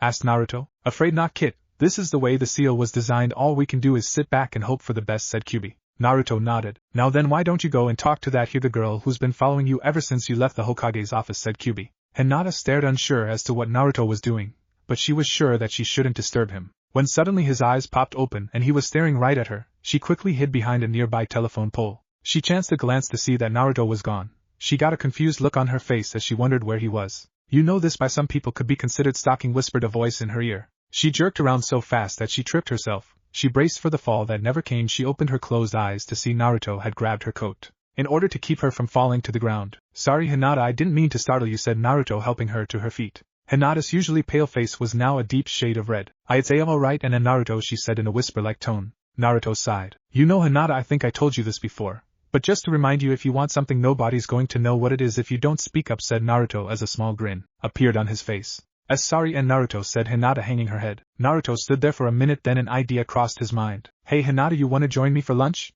He asked. Hinata's heart left her body like a rocket as sparks erupted from her skin. Naruto's asking me on a date. Oh, what should I do, she thought. Hinata, said Naruto, waving his hand in front of the dazed Hyuga heiress. This caused her to snap out of her thoughts. I asked you if you wanted to join me for lunch, said Naruto again. Hinata's unsure face actually curled into a smile. Yes, Naruto, I'd love to, she said. Well, where to? I haven't been here for 4 years. I can't seem to remember where any of the good eats are, said Naruto. Well, we see could go TT too. Ichiraku ramen, said Hinata. Ramen, that's an odd thing to eat for a date, isn't it? Thought Naruto. Alright then, Ichiraku ramen it is, he said cheerfully. He then looked around with a confused look. Where is it?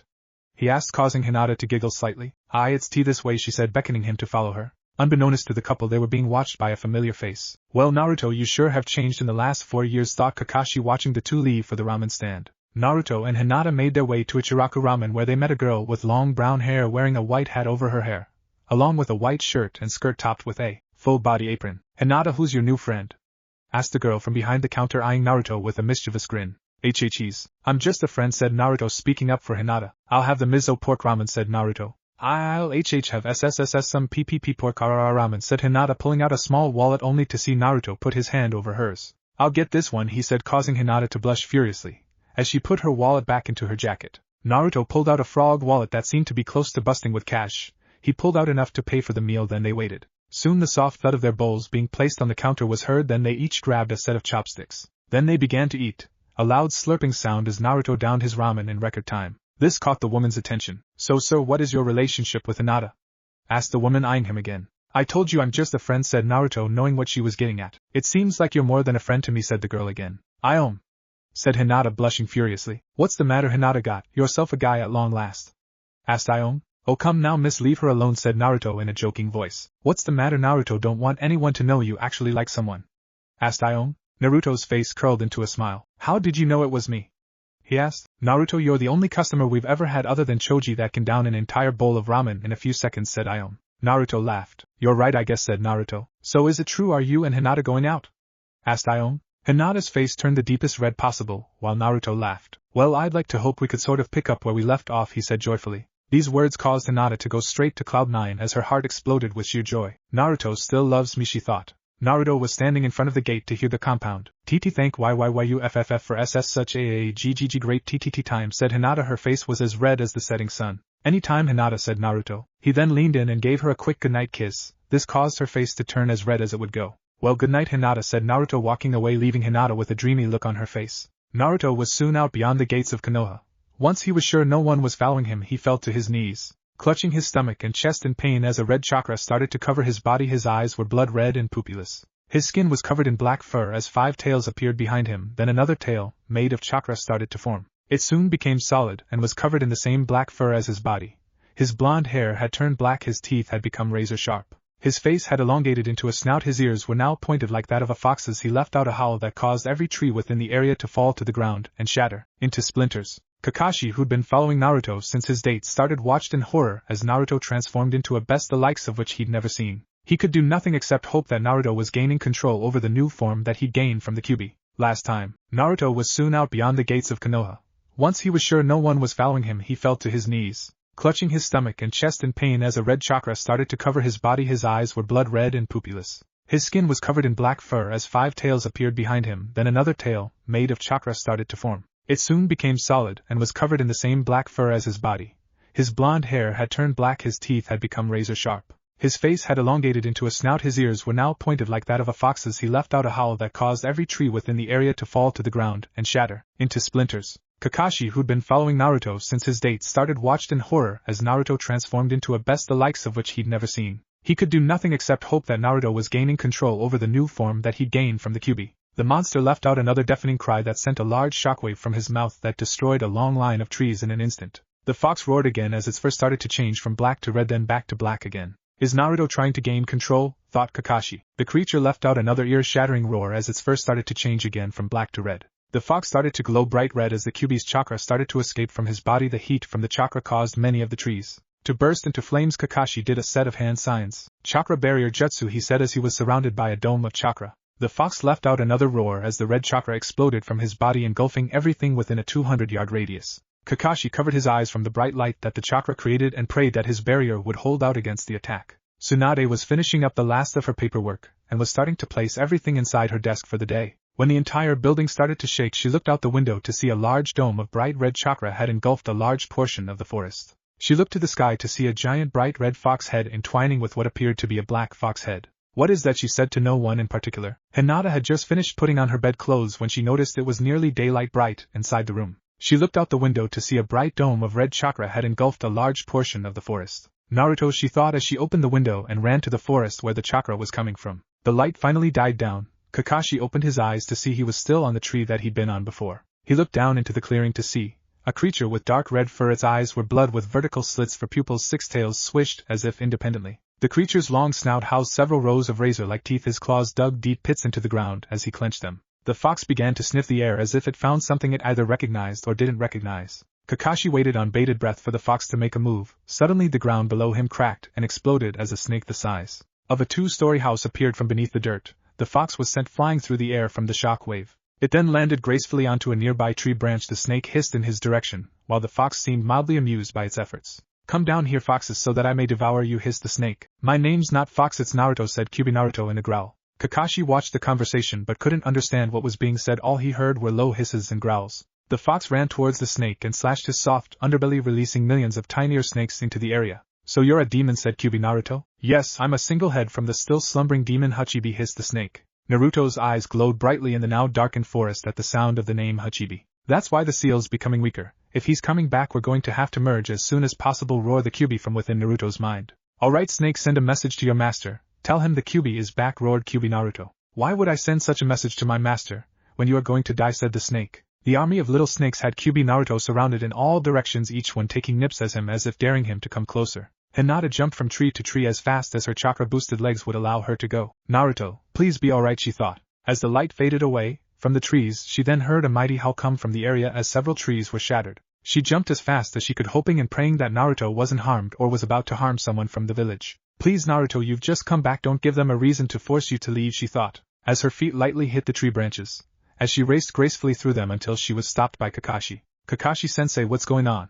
asked Hinata. "I'm not sure, Hinata, but I think it's best for us not to get involved for the moment," said Kakashi, nodding in Kyuubi Naruto's direction. Hinata gasped as she saw that Naruto had acquired yet another tail. "Is he still him, or has the Kyuubi taken hold?"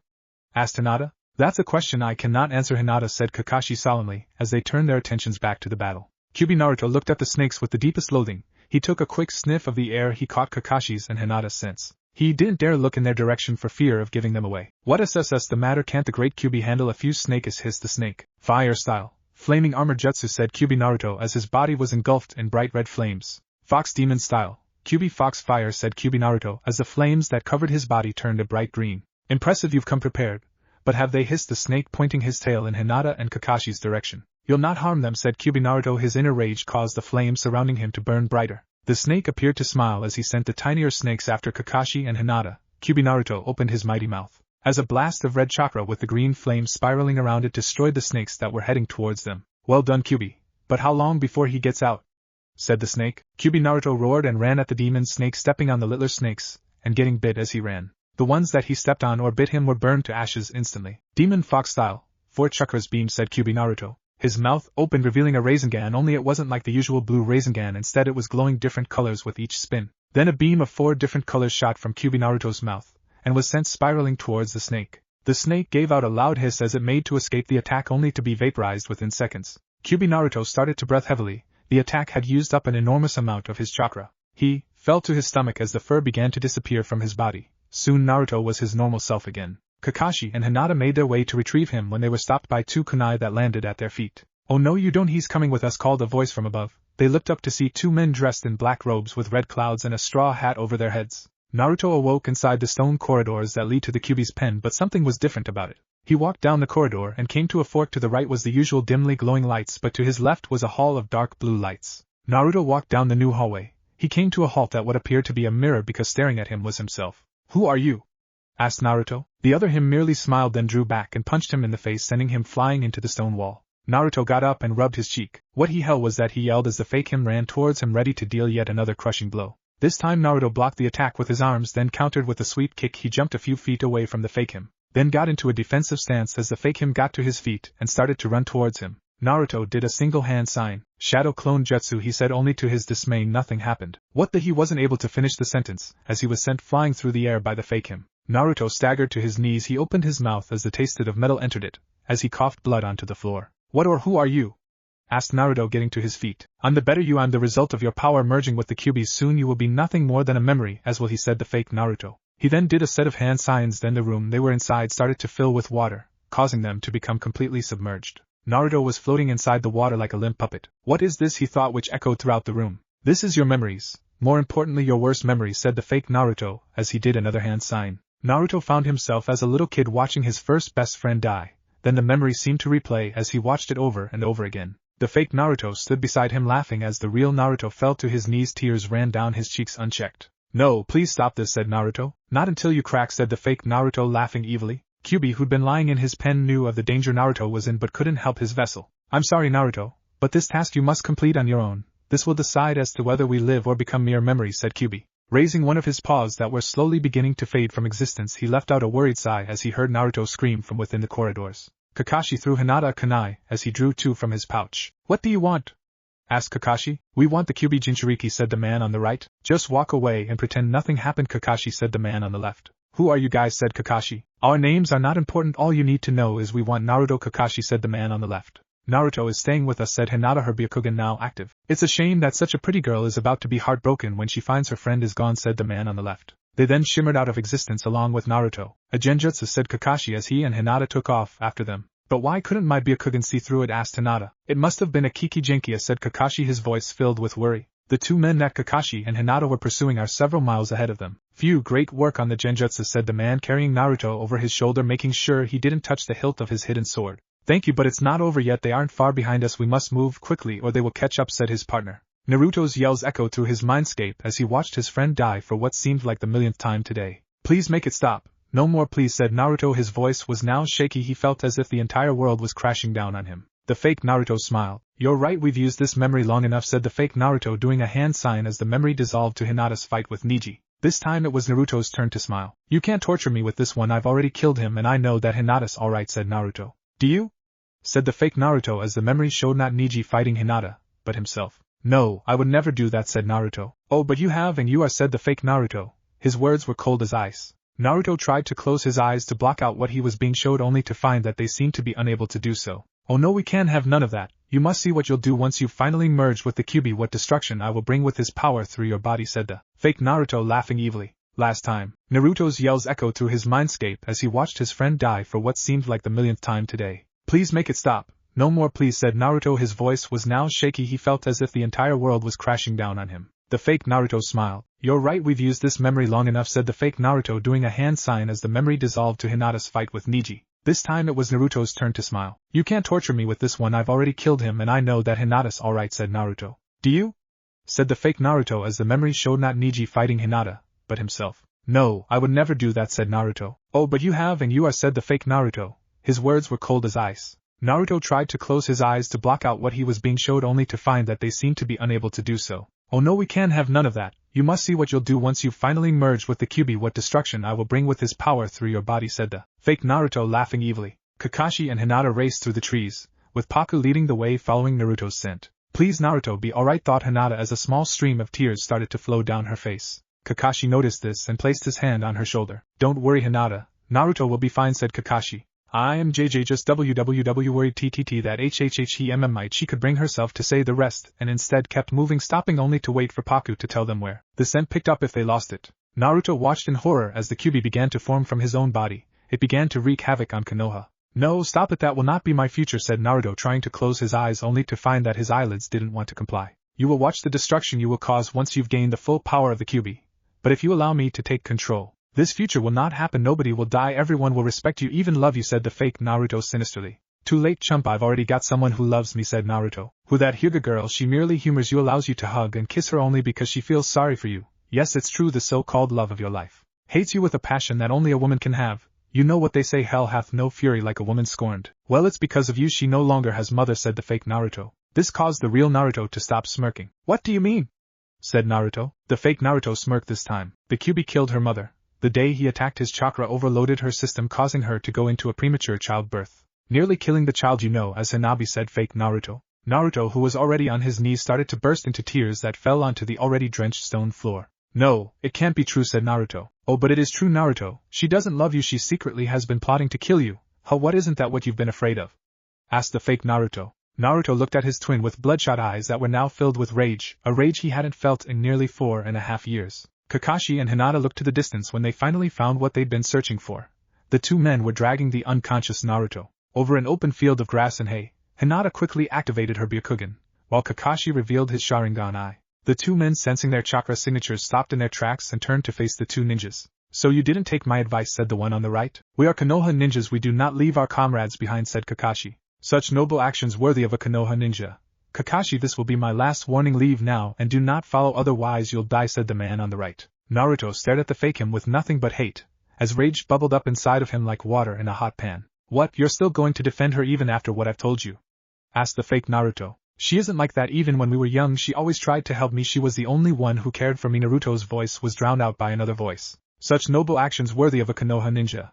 Kakashi, this will be my last warning, leave now and do not follow, otherwise you'll die," said a deep voice. Naruto's fury exploded, causing the very room to shake as his own chakra illuminated the dimly lit room. "What are you doing, Naruto? We're not finished yet," said fake Naruto, performing a set of hand signs. Naruto suddenly felt all of his strength leave him. This caused the fake Naruto to laugh. "Pathetic, you are not worthy to wield the power of the Kyuubi.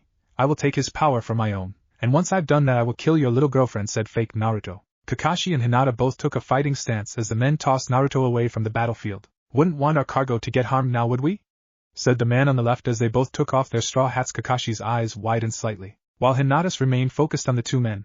The one had a head full of long black hair that was tied into a ponytail. He had a Konoha headband with the leaf symbol scratched out. His cold black eyes stared emotionlessly at the two ninjas. The man on the left had blue skin, rows of razor-sharp teeth, beady black eyes and gills at the base of his chin. His hair was dark blue with a Rain Village headband tied to his forehead. He had a large sword that was wrapped in what appeared to be bandages. He drew the sword from his back, leaving it still covered. Well, Itachi Uchiha, and Kasama Hashigaki, a fine surprise indeed," said Kakashi as calmly as if they were talking over tea. "So Kakashi, you do remember me," said Itachi in a monotone voice. "How could I forget the murderer of all the Uchiha," said Kakashi. This caused Hinata to stare at Itachi in amazement. "He's the guy that Sasuke is trying to kill," she thought. "Hinata, these guys are Jounin level S-class missing ninja. Use whatever techniques you wish," said Kakashi. Hinata nodded, understanding what he meant in those words. She took a stance against Kasama while Kakashi took a stance against Itachi. Itachi's eyes changed from cold black to red with 3 tomo. "He's got the Sharingan too," thought Hinata. Naruto's rage started to bubble again.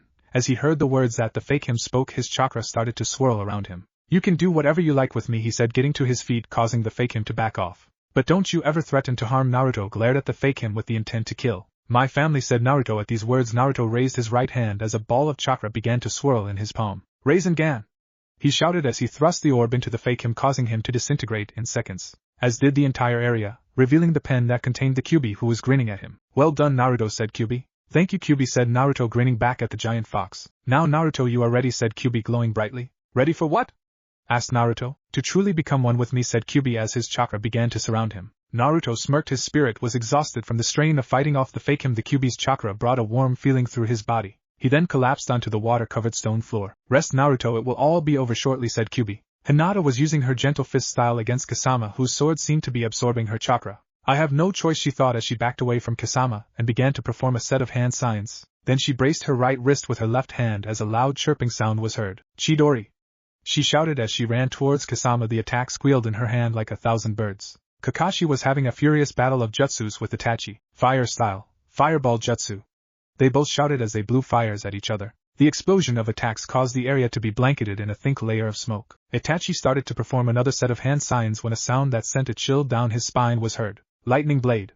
shouted Kakashi as he came into view, his right hand glowing blue and shrieking loudly like an angry army of birds. Hinata's attack hit Kasama's sword with such force that it caused it to crack slightly, then the crack grew larger until the sword shattered in his hands. Impossible," said Kasama. Hinata smiled, then she pressed the Chidori into his chest, causing his eyes to glaze over as his arms fell limp. Kakashi was inches from Itachi, then he thrust the lightning blade into his chest only to watch in horror as Itachi turned into a murder of crows. "A genjutsu, Hinata!" he thought as he released the jutsu and took off for where Hinata was fighting Kasama. Hinata's smirk faded from her face as she saw Kasama turn into a murder of crows and disappear from view. "Oh no," she thought as she felt warm blood flow down the middle of her back as a sharp pain shot through her system. But how, she thought as she fell to the ground face first. Her eyes were closed. She managed a single word. "Naruto." Kakashi arrived to see Hinata lying on the ground with Naruto not too far beside her. Both of them were unconscious. He did a set of hand signs. His hands started to glow green as he began to heal Hinata, praying that the medical training he'd received from Tsunade would be enough. He looked up to see Itachi and Kasama standing over Naruto. Kasama bent down and picked him up. Kakashi made to perform a set of hand signs but was knocked out by a water clone of Kasama from behind. That takes care of that. Let's kill them now before they become a problem later, said Kasama, drawing a kunai from his pouch. No, we are here to bring in the Kyuubi Jinchuriki, nothing more, said Itachi. Kasama suddenly dropped Naruto. What are you doing? Asked Itachi. He burned me, said Kasama. What, said Itachi? Naruto started to squirm on the ground as a red chakra started to engulf his body. His skin grew a bright gold fur, his eyelids burst open to reveal fire-red eyes with vertical slitted pupils, his ears turned into fox ears, 9 golden tails formed from the 9 chakra tails behind his body. His face grew long and snout-like. His teeth became razor-sharp, he got up on all fours, a miniature 9-tailed fox. Last time, Naruto started to squirm on the ground as a red chakra started to engulf his body. His skin grew a bright gold fur, his eyelids burst open to reveal fire-red eyes with vertical slitted pupils, his ears turned into fox ears, 9 golden tails formed from the 9 chakra tails behind his body. His face grew long and snout-like. His teeth became razor-sharp, he got up on all fours, a miniature 9-tailed fox. What the hell is that, said Kasama, drawing a kunai from his pouch. It's Naruto in Kyuubi form, said Itachi. The Kyuubi growled at the two men as it began to circle them, its pointed teeth were poised to strike them as soon as they even thought about making a move. What do we do now? This wasn't supposed to happen, said Kasama. We retreat for now, either of us is up to the task of taking on the Kyuubi, said Itachi, drawing a smoke pellet from within his robes. He rolled the pellet in his fingers, waiting for the chance to throw it to the ground so that he and Kasama could make their escape. The Kyuubi's red eyes stared at the pellet that was being concealed in Itachi's right hand, and then the fox left out a howl. His snout was pointed towards Itachi's right hand as a sound wave caused the pellet to explode in his hand. Kasama and Itachi make to escape only to be stopped by the fox. Its golden fur shined brightly in the pale moonlight. He opened his mouth again, this time a jet of green fire shot from his jaws and encircled the Rouge Shinobi. Kasama smiled as he started to perform a set of hand signs. Water style. Water dragon jutsu, he said as a small wave of water shot from the ground then onto the fire. To his dismay, the fire didn't go out, it burned all the brighter in the dark night. That's impossible, only the Amaterasu can stay burning after being drowned in water, said Kasama. It's fox fire. A flame that is even greater than that of the Amaterasu, said Itachi in a calm voice. Well, what do we do, Itachi? Asked Kasama. We fight, said Itachi as his Sharingan tomos merged into a black kaleidoscope shape with a red background. Mangekyo Sharingan, said Itachi. Kasama smirked as he watched his partner activate the most powerful form of his Kiki Genkia. The fox stared at him. Whether he was afraid or not couldn't be told by the look of him. Amaterasu, said Itachi as the fox fire was hit was a blast of black flames. The Kyuubi made no sign that he was worried or excited. Itachi looked at the flames as they slowly died away, revealing the green fox fire beneath them. That's impossible, said Kasama with a worried tone in his voice. Tsukuyomi, said Itachi, staring directly into the fox's eyes. He soon found himself in the familiar genjutsu that only he could control. The Kyuubi's 9 tails swished with either anticipation or anxiety as to what was about to happen next. You will experience pain the likes of which you have never felt for 7 full years, said Itachi, drawing out a sword from within his Akatsuki robes. The Kyuubi snickered at first, then it started to growl as if laughing at Itachi for his efforts. This confused Itachi until he found himself inside a dimly lit room that seemed to be made entirely of concrete.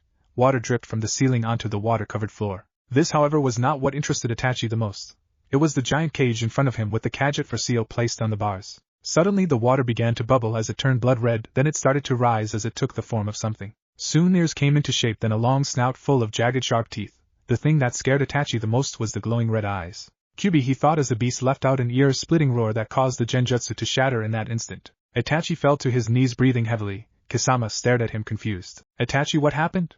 Asked Kasama. I am not sure, said Itachi, his voice shaky. The fox's tail swished before them like a dog that's playing a game with its master and winning. Itachi got slowly to his feet. The fox eyed him like a hungry wolf spying a piece of raw meat. Itachi did a blurred set of hand signs, then he and Kasama vanished from within the flames. The Kyuubi sniffed the air. They had used a teleportation jutsu and were now miles away from the area. The Kyuubi then sat on the ground and pointed his nose into the air. Then it let out a loud howl that would have put a wolf to shame. The Kyuubi walked over to his unconscious teammates, then gently nudged them with his nose to try and wake them. But to no avail, they were out cold, and the fact they had severed chakra exhaustion didn't help none. The Kyuubi looked at his friends and gave them another nudge just to see if he could stir one of them awake. After this attempt, he took a deep breath and blew some fox fire on the ground beside them. It burned like a campfire that had been lit for hours. The Kyuubi then flicked one of its mighty tails and the earth around the two shot up, creating a wall of rock around them at least 10 feet high. The Kyuubi, satisfied that his friends were safe, took off into the woods. He came back several minutes later with a mouth full of fish. He flicked one of his tails, causing a small opening to appear. He then walked through it to find that Hinata and Kakashi were still fast asleep. The Kyuubi laid the fish by the fire. Night had just settled over the forest, and the air had become chilled. The Kyuubi looked at his shivering teammates, then walked over to them and curled up around them. His tails covered all but their heads like a warm blanket. The Kyuubi rested his head next to Hinata's and slowly drifted off to sleep. As he did, he heard a voice echo through his mind. Well done, Kit. Hinata awoke the next morning to feel like she was lying on a very comfortable bed. The covers felt like they were made of silky fur. The sunlight hit her face caused her to finally open her eyes to see that she was wrapped in something golden and furry. She looked around to see Kakashi-sensei was sitting beside a green fire cooking some fish. Well, good morning, Hinata, said Kakashi as his mask curled. Hinata sat up and stretched, then she winced as her body was racked with aches and pains. Oh, I feel like someone beat me within an inch of my life, she moaned. Suddenly she felt a gentle warming sensation flood her body as all of its aches and pains melted away. She looked herself over to see she was completely healed. And then everything came back to her. Where's Naruto? Oh no, they took him. She shouted and fell to her knees and started to cry. I wouldn't worry too much about Naruto, he's closer than you think, said Kakashi. Hinata looked at him with a confused look. Then she turned around to see a bear-sized fox sleeping beside her. Ayy! She shouted as she jumped 10 feet in the air, then took a defensive stance. The fox raised its head upon hearing Hinata yell. Once he was sure nothing dangerous was around, it let out a long yawn. As he got up and stretched his body, his tail stiffened up as he did so. KKK Kakashi SS Sensei WWW, what I is TTT, that said Hinata with a look of absolute terror. That Hinata is Naruto Uzumaki, the Kyuubi, said Kakashi as if he were announcing the entry of the Hokage herself. And then Naruto, said Hinata in an unbelieving tone. Then she passed out. Kyuubi looked from Kakashi to Hinata, then back to Kakashi. Then he walked over to Hinata and using one of his tails gently lowered her onto his back. He nodded for Kakashi to follow him. They soon found themselves at the gates of Konoha. The Kyuubi placed Hinata into Kakashi's awaiting arms. The Kyuubi then turned to leave when, Naruto, where are you going? Asked Kakashi. The Kyuubi nodded to the forest. You know you're still a ninja of this village, and not to mention Hinata's not going to take kindly to you leaving her, said Kakashi. The Kyuubi breathed in a deep breath, then exhaled as if he were sighing. Then he nodded and walked up to Kakashi. Kakashi replaced Hinata upon his back and Kyuubi curled his tails around her to keep her warm. Then they entered the village. They were met with the same loathing and malcontent that Naruto had faced many times during his childhood, only this time he knew the reason, as well as not really caring as to why they stared at him. This would have been smooth sailing for them to return to the Hyuga complex. Had it not been for the poor soul who threw a rock at Naruto, nearly hitting Hinata, they reached the gates that lead to the Hyuga complex. Kyuubi made to hand Hinata over to Kakashi only to feel her tugging on his back for not willing to be pulled off. Kyuubi left out another sigh as he and Kakashi walked to the door. Kakashi knocked on the door just as Hayashi opened it. Kakashi, have you see, began Hayashi until he saw Hinata curled up on the Kyuubi's back. So it happened then, said Hayashi looking over the giant fox. Kyuubi nodded. Are you still Naruto or are you Kyuubi? Asked Hayashi after a long silence. The Kyuubi handed Hinata over to Hayashi, then the tails slowly became transparent, and red the fur began to recede into his body. His ears returned to normal human ears, his snout shot back into his face. His claws became hands and feet again. Soon Naruto Uzumaki stood before Hayashi and Kakashi. I am and always will be Naruto Uzumaki, said Naruto, opening his eyes to show they were now purple instead of blue. Last time. Are you still Naruto or are you Kyuubi? Asked Hayashi after a long silence. The Kyuubi handed Hinata over to Hayashi, then the tails slowly became transparent, and red the fur began to recede into his body. His ears returned to normal human ears, his snout shot back into his face. His claws became hands and feet again. Soon Naruto Uzumaki stood before Hayashi and Kakashi. I am and always will be Naruto Uzumaki, said Naruto, opening his eyes to show they were now purple instead of blue. Naruto awoke the next morning with the sunlight beaming him in the face through the leaves of the trees that hung over his head. He got up and stretched, then looked around to find there wasn't a soul to be seen and none of the trees had been damaged by anything greater than a termite or a bug of some sort. He sighed with relief as he now knew that he had total control over his demonic other's powers. Flashback. Hey Naruto, do you have place to stay the night? Asked Hayashi. Naruto looked at him questioningly. No, why? He asked. Well, seeing as how you've saved my daughter not once but more times than I can count, I'm sure, and I thought that giving you a place here would be a way to repay you in some portion, said Hayashi. Naruto smiled then shook his head. Thanks for your offer, Lord Hyuga, but I can't stay inside the village until I'm certain that the beast within has given me total control, said Naruto. Hayashi nodded. I understand. When you figure out as to whether or not you do have control, the doors to my house are open, said Hayashi. Naruto smiled and bowed. Thank you, Lord Hyuga, he said, then he disappeared in a puff of smoke. End flashback. It had been a week since he'd had that conversation. He came to this secluded area of the forest that he was sure only he knew about. Then he'd sit and meditate, talking with the fox that still dwelled inside him. Our chakras have merged, not our souls.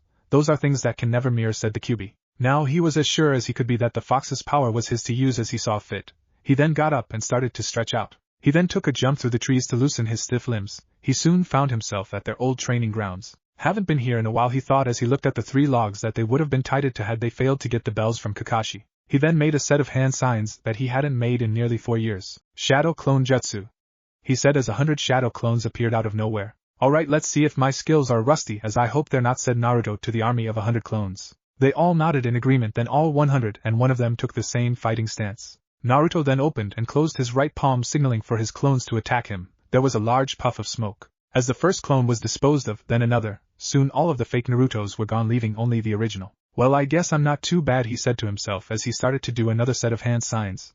But before he finished, he heard the sound of someone clapping. He turned his head to see Kakashi leaning against a tree. His mask was curled into what could have been called a grin. I thought you said you were out of practice, he said as he walked towards Naruto, who was rubbing the back of his head. Well, I guess I'm not as out of practice as I thought, said Naruto. Well then, what do you say to a little sparring session, said Kakashi, pulling up his headband to reveal the Sharingan in his left eye. Naruto grinned as he took a fighting stance. Alright, Sensei, loser buys breakfast, said Naruto as his purple eyes turned from purple to bright red. A single leaf was blown in between the two. They both stared at it like a starting gun. As soon as it touched a single blade of grass, both ninja drew a kunai and attacked. Naruto had Kakashi from behind with his kunai pressed to his throat. Impressive, Naruto, said Kakashi as another appeared behind Naruto. But not good enough to win, sadly, said the Kakashi behind Naruto. Naruto smirked, then he disappeared in a puff of smoke. Wind style. Vacuum vortex jutsu, came Naruto's voice from within the trees. Both Kakashi looked in horror as a vortex appeared around them. Both disappeared in puffs of smoke. Naruto came out from within the trees, his kunai at the ready for any sudden changes. Soon a barrage of kunai and shuriken flew through the air, hitting Naruto in the back only to see him disappear in a puff of smoke and become a log. Naruto jumped from tree to tree as silently as possible. He held a glowing blue orb in his hand. He then sensed his target and fell downwards. The orb was ahead of him. As he stretched his palm out, the orb made contact with the back of the ninja. There was an explosion as the chakra sent Kakashi flying through the air. He then disappeared in a puff of smoke and became a pile of splinters. Kakashi did a set of hand signs. Water style. Water dragon jutsu, said Kakashi. Lightning style. Thunder dragon jutsu, shouted Naruto. The two jutsus collided, then Kakashi's dragon was destroyed and a giant dragon that looked as if he were made of pure electricity charged towards him. He did another set of hand signs. Earth style. Earth barrier jutsu, said Kakashi as he was surrounded by a dome of solid rock. There was a loud crash as Naruto's jutsu made contact with the stone dome, causing it to chip and crack, but it remained intact. Water style. Rock cutter jutsu, said Naruto. Kakashi could hear the sound of the rock around him being chipped away by some unknown source before it completely shattered. Naruto stood in front of him with a kunai pointed at his throat. This didn't faze Kakashi, but the 100 Narutos that surrounded him caused him to worry a little. He's even better than before, thought Kakashi as Naruto lowered the kunai and helped his sensei to his feet. Well, Naruto, if I were to grade your skills now, I'd say you were an umbu level, said Kakashi with a grin. Naruto smirked, then bowed to his sensei, then thanked him for the great match as Kakashi nodded and disappeared in a puff of smoke. Naruto disappeared as well. Unbeknownst to both ninja, they were being watched by a pair of yellow eyes with vertical slits for pupils. Naruto met Kakashi at a small food stand. They both ordered a plate of food and then began to eat. While they enjoyed their meals, a figure hiding in the shadows stared at them. He had 2 needles that had been soaked with a very special poison ready to throw them. Kakashi and Naruto placed their chopsticks on their bowls, then Kakashi paid for the meal. As they made to stand up the figure through the 2 needles, Naruto took his in the back, then reached out and took Kakashi's in his hand. He grunted as he pulled both needles from his body. Kakashi had disappeared from view and reappeared holding a man dressed in a brown cloak. His face was hidden behind a black mask. Kakashi's face showed nothing but hatred for the man sitting on the ground in front of him. Who are you working for? Asked Kakashi. The man started to hiss as steam shot from his being. Soon he was nothing more than a puddle of green liquid. Kakashi looked to Naruto to see that he looked pale but relatively fine. Naruto hid the needle in his kunai pouch prior to the man's death. We should go tell the Hokage, said Naruto. I'll tell her. You go and get yourself checked out, said Kakashi sternly. Naruto nodded and walked away while Kakashi headed towards the Hokage's tower. Kakashi appeared in a puff of smoke in front of a snoring Tsunade. I think I'll come back a little later, he thought, and disappeared again, while Tsunade laughed herself silly that her feigning sleep actually worked. Naruto walked slowly towards the hospital. Sweat glistened off his forehead and soaked his hair. He felt cold even though it was 80 degrees outside. His body felt heavy like he was wearing lead weights. He had just made it to the door of the hospital when he collapsed. His skin was now deathly pale. His veins had turned black and showed through his skin. Pain of unimaginable proportions shot through his body like electricity. He let out a raspy gasp as his breath seemed to have been stolen from him. He tried with all of his might to summon his chakra, but it was as if it was all blocked off. His body soon started to feel numb. His vision became blurred. His eyelids started to feel heavy.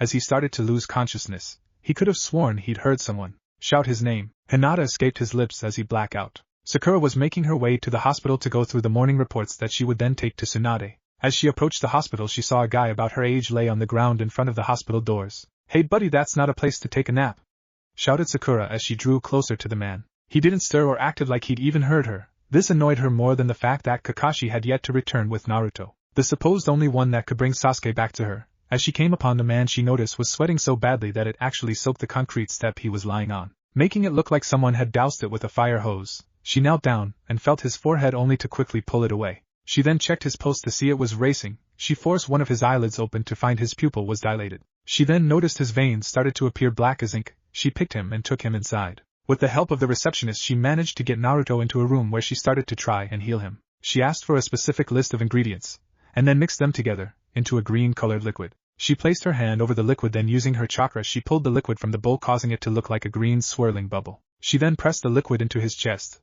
After a few seconds she pulled it out only to find that it was clear. There wasn't a single drop of the poison within the green bubble. "Get Lady Tsunade!" she shouted to a nurse, who then took off towards the Hokage's office. Naruto walked down the familiar corridors that looked as if they were made of concrete. The lights flickered, causing it to become dark for a few moments. He soon found himself face to face with the Kyuubi, who was still trapped behind the sealed doors. "What is going on, boy? Why haven't you healed yourself?" asked Kyuubi. "I can't. Every time I try it's like the poison eats my chakra," said Naruto. The Kyuubi sighed. "I know this poison. It is a demonic poison that only one creature can produce," said Kyuubi. "The Eight Tails," said Naruto. The Kyuubi nodded. "I fought him once. His poison will slowly destroy your chakra network, then it attacks your vitals, causing a slow and painful death," said Kyuubi. "If it's so powerful, how did you survive?" asked Naruto. "I survived because I am the Demon King. My powers are unsurpassable. No poison by any demon can harm me. But you are a mere human. Your body will not be able to fight the poison even if my chakra is merged with yours."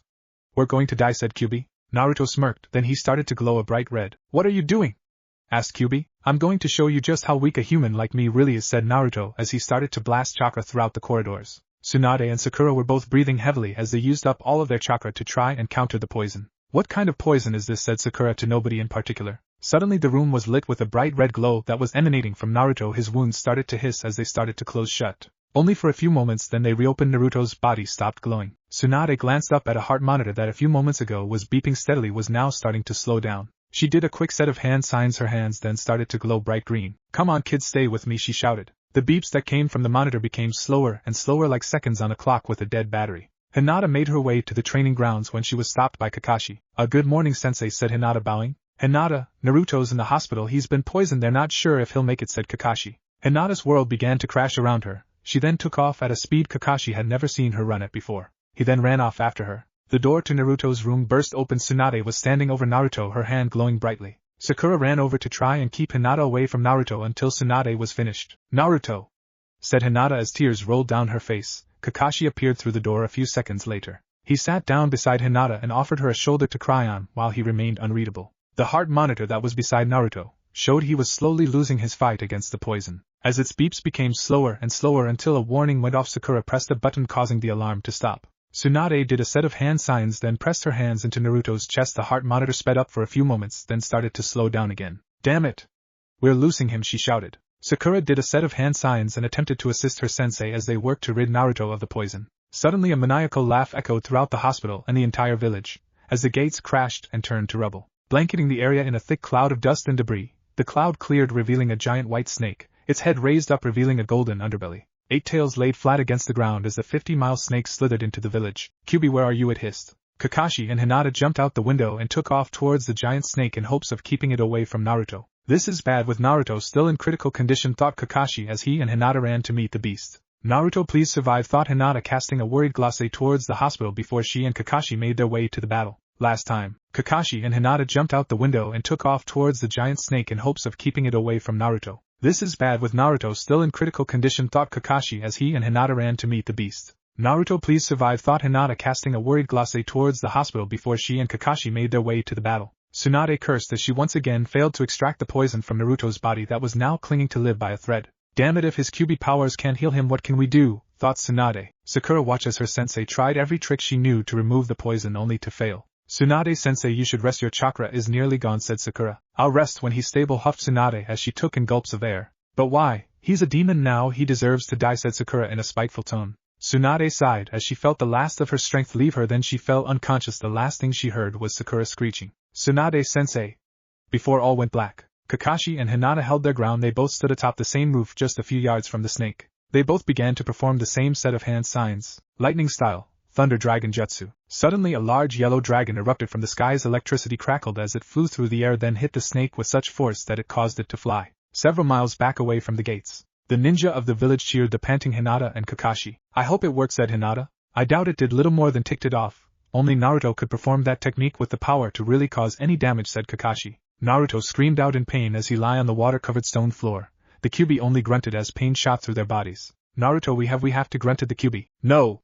I won't do it, said Naruto. I'll still exist in your mind, I'll be like a second personality, said the Kyuubi. I said no, said Naruto, getting to his feet. Naruto, if we don't do it we'll both die, said Kyuubi. No, you're my friend, I won't lose you, said Naruto. Then as my friend do it, shouted the Kyuubi. I can't, said Naruto as tears flowed from his eyes. The Kyuubi grinned. Then I will make you, he said. Naruto soon found himself floating within a dream. The Kyuubi sighed as the pain began to leave him, as did all feeling altogether. Sakura smirked as she watched the monster begin to slowly and painfully draw his last few breaths. She never cared for Naruto, but since she started to help Tsunade she accidentally stumbled onto some very old records that told what Naruto truly was. Her father had been killed during the time the Kyuubi had attacked the village. She hated the beast with a passion, and now she could finally have her vengeance. If someone were to look at Sakura's face now they would see a look of absolute fear as she was grabbed and raised off the ground by her throat. The palm that had her covered a great portion of her throat. The thing that really terrified her was the fact that the hand had claws. The grip suddenly tightened, causing her to wriggle to try and get some air. She looked at Naruto's face to see he had a smirk. A smirk that would have caused milk to spoil. His still closed eyes suddenly flashed open to reveal two dark red irises with vertical slitted pupils. Sakura's attempts to escape his grip started to lessen as the air left her lungs. Naruto let out a low growl before he gave one last squeeze. Her neck snapped instantly.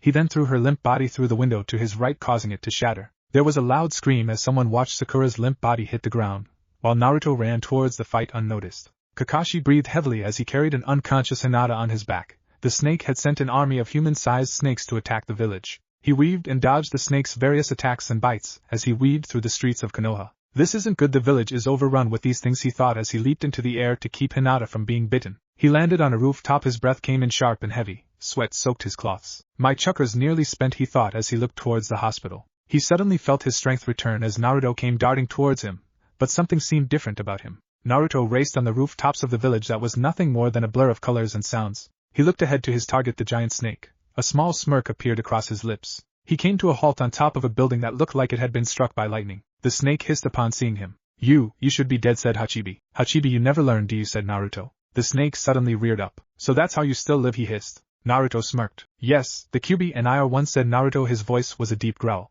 It matters not, because in the end I will still kill you, hissed Hachibi. Naruto smirked. Let's begin. Tsunade awoke to the feeling of hot summer air blow gently over her body, making her wish that sleep would take her again. She then bolted straight up. The smell of blood filled her nostrils. She turned to the window to see it had been smashed through. She hesitantly looked out the window. Her eyes widened with shock and sorrow as she saw the remains of her once prized student. Tears rolled down her face. She then looked to the battle that was about to take place, hoping that Naruto would kill the snake but then die. Naruto's body started to glow bright red as he emitted an enormous amount of chakra. His body was soon covered in blood-red fur. His ears elongated into those of a fox, red fur tipped with black. 9 tails shot from the base of his spine. His body stared to grow. The red chakra scorched the rooftop. His whisker marks bled as real whiskers shot from their place. His nose became black as his face stretched into a snout.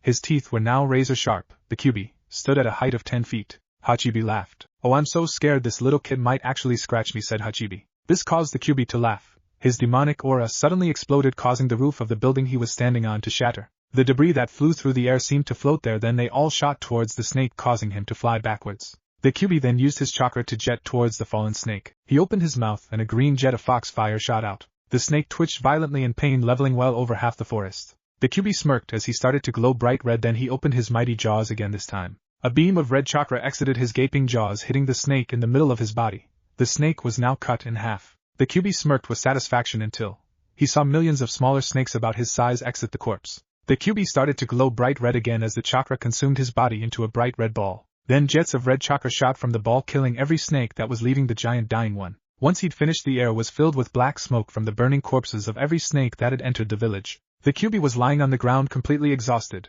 His chakra was completely drained. His body slowly reverted back to his human form.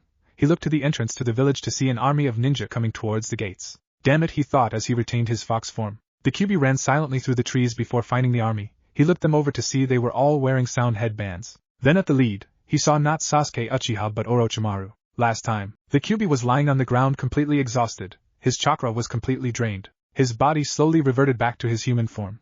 He looked to the entrance to the village to see an army of ninja coming towards the gates. Damn it, he thought as he retained his fox form. The Kyuubi ran silently through the trees before finding the army. He looked them over to see they were all wearing sound headbands. Then at the lead, he saw not Sasuke Uchiha but Orochimaru. The Kyuubi stared in disbelief. He'd remembered Jiraiya saying that Orochimaru might still be alive, but he thought the old man and one too many. But now he was thinking that he needed to apologize to him once this was all over, if he made it back alive, that is. His 9 tails twitched ever so slightly as he sat among the thick leaves and branches of the tree he was in. His razor-like teeth were bared as he thought of the best way to effectively kill Orochimaru, without having to take on an entire army. Kakashi laid Hinata gently onto the hospital bed to allow her to recover from her chakra exhaustion. He then walked over to a chair that overlooked the bed and sat in it.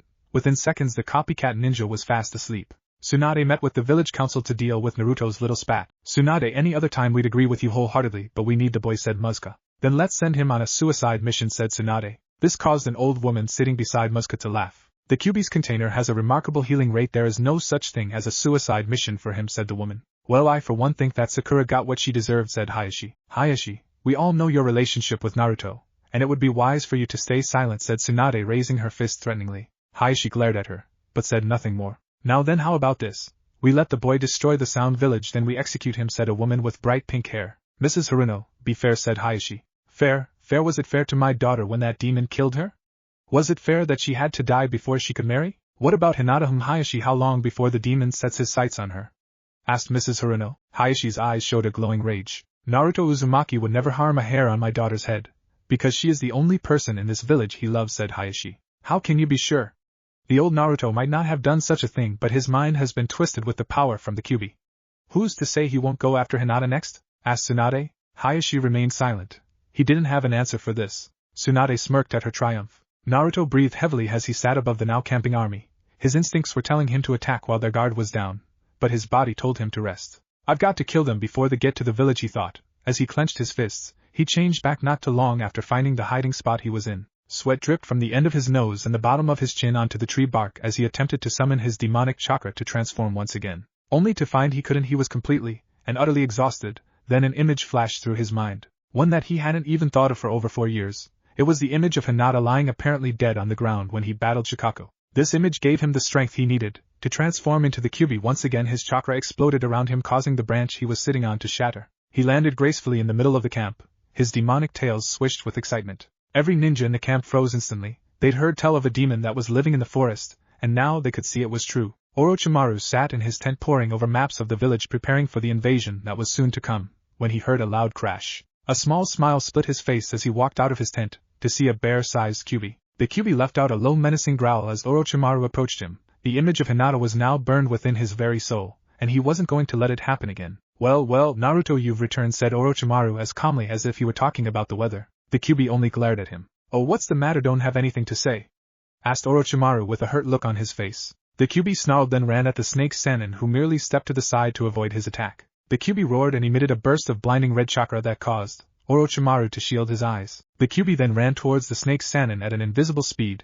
He raised his chakra-covered claws and slashed through Orochimaru. The Kyuubi then stopped and turned to see Orochimaru lying on the ground in toe halves. But the Kyuubi sniffed the air, then jumped as a giant brown snake shot from beneath him. Its mouth was opened wide, ready to swallow him. The Kyuubi opened its mouth and shot a beam of red chakra straight down its throat, obliterating it within seconds. The Kyuubi landed on the branch of a tree as Orochimaru slithered out from the hole left by the now dead snake. Impressive, Naruto, he said as he looked at the Kyuubi with mild fascination. The Kyuubi snarled as he looked into the snake Sannin's eyes to see not the usual yellow irises with vertical slitted pupils, but red irises with 3 black tomo encircling a black circular pupil. The Sharingan, thought Naruto. Ah, so you've noticed what I had to do to stay alive, said Orochimaru casually. The Kyuubi growled even louder, then roared, causing a shockwave to shoot through the air, hitting Orochimaru, causing him to fly through several trees. The Kyuubi took off after him, catching up before he'd even come close to being able to stop. Then with a flick of his tail, sent him flying towards another set of trees. Orochimaru finally stopped. His body was battered and broken. His limbs stuck from his body at odd angles.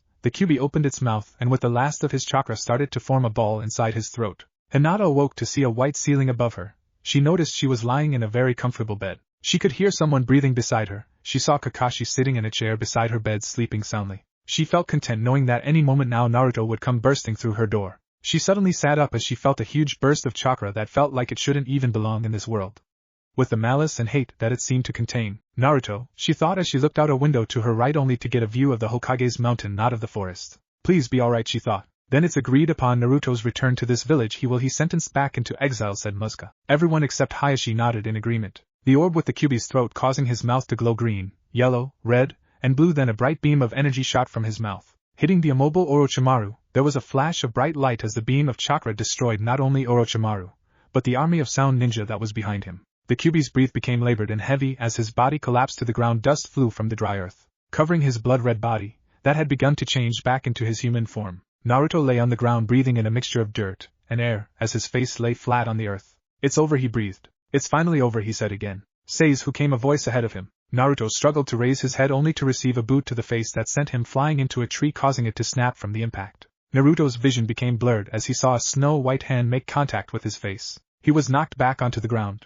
"It's impossible, how did you survive that blast?" said Naruto in a shaky voice. This caused Orochimaru to laugh. "My dear boy, the Sharingan, of course. I saw your attacks coming from a mile away. I only allowed you to hit me hard enough to make it look like you were winning, while I was really wearing you down to the point you're in now," said Orochimaru. Naruto, using what little strength he had left, rose unsteadily to his feet. His knees felt as if they were going to buckle beneath him. "I'm very surprised that you managed to transform a second time, after you used up so much of your chakra defeating Hachibi," said Orochimaru. Naruto started to snicker. "When you've got someone who's worth dying for, you find all kinds of hidden power," said Naruto, as he started to glow bright red. Well, looks like you've still got some fight left in you after all," said Orochimaru as Naruto's wounds began to heal. Hinata walked over to her bag that Kakashi had brought for her moments after he'd woke up and pulled out a picture of her team. As she grabbed it, she squeezed the frame too hard, causing it to crack. The broken glass pricked her finger, causing a single drop of blood to fall on Naruto's heart. "No," she thought. "Please don't be an omen," she thought again as she stared at the blood-stained photo. Naruto, now fully healed, took a fighting stance as he drew a kunai from his pouch.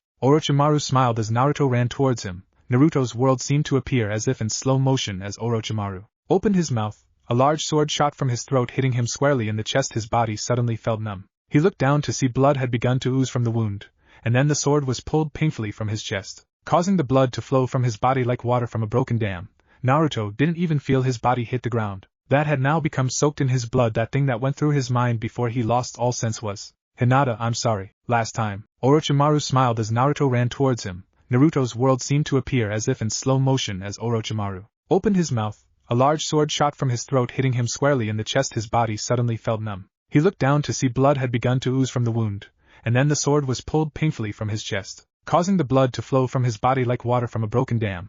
Naruto didn't even feel his body hit the ground. That had now become soaked in his blood. That thing that went through his mind before he lost all sense was, "Hinata, I'm sorry." Orochimaru laughed as he watched Naruto fall to the ground. His smile soon turned into a sneer as Naruto disappeared in a puff of smoke. "A shadow clone," said Orochimaru with mild surprise. Naruto soon appeared from the trees above him. His breath was heavy and labored from the chakra that he'd used up just to make the one clone. "Oh, what's the matter, Naruto, out of juice?" asked Orochimaru as he swung his sword at him only to watch it go right through him. "What?" said Orochimaru, as he pulled his sword from the fake Naruto. "A clone jutsu?" he thought out loud. He then felt an immense pain shoot through his skull as Naruto roundhouse kicked him in the head, causing him to fly through 2 trees before stopping at a cracked third one that held the outline of his body. Orochimaru pulled himself from the tree looking relatively unharmed but very ticked off. "I'm impressed, Naruto. I never would have guessed that you still had so much chakra left to perform any jutsu whatsoever," said Orochimaru. Naruto's breath was slow and calm, but on the inside his body was screaming for a rest, as he felt like he was going to collapse right then and there. But he couldn't. He had to protect the village, not for their sakes, but for Hinata's. "Hinata, my only regret right now is that I probably won't get to see your smiling face again," he thought. He then drew a kunai from his holster. As Orochimaru placed his sword in his right hand, the two combatants ran at each other at inhuman speeds. There was a clash of steel as their weapons collided with one another. The air around them actually formed a sonic boom from the collision. They jumped back from each other, one not giving the other even a hint of an opening. Naruto did a set of hand signs, then ran at Orochimaru, who had preformed the same hand signs. They ran at each other. Naruto's right hand and Orochimaru's left hand were engulfed in flames. "Fire style, flaming fist jutsu," they shouted as the two collided once again. This time, however, Orochimaru was blown backwards by a sudden burst of chakra. He was sent flying in a twister-like motion before he was stopped by a rather large rock. His right arm was mangled beyond even his ability to heal. He pulled himself off the rock and fell to the ground with a soft thud. His right arm flung wildly as he got to his feet. "What was that just now?" he thought as he stared at Naruto, whose own arm was undamaged. Naruto smirked, knowing that his attack had worked. "What's the matter, Orochimaru? Can't seem to be able to use your arm?" he asked in a wicked, innocent tone. "What have you done to me?" shouted the enraged Sannin. "What's the matter, the all-seeing Sharingan unable to copy that last attack?" asked Naruto as the smell of blood entered his nostrils. The blood acted like a stimulant to him, causing his once dormant bloodlust to resurface. Naruto's face then twisted into a slightly crazed grin. This grin sent a cold chill down Orochimaru's face. It was the kind of grin that foretold either a painful death or an agonizing defeat. Either sounded good to him at this moment. He ha ha ha. Ha. Ha. Ha.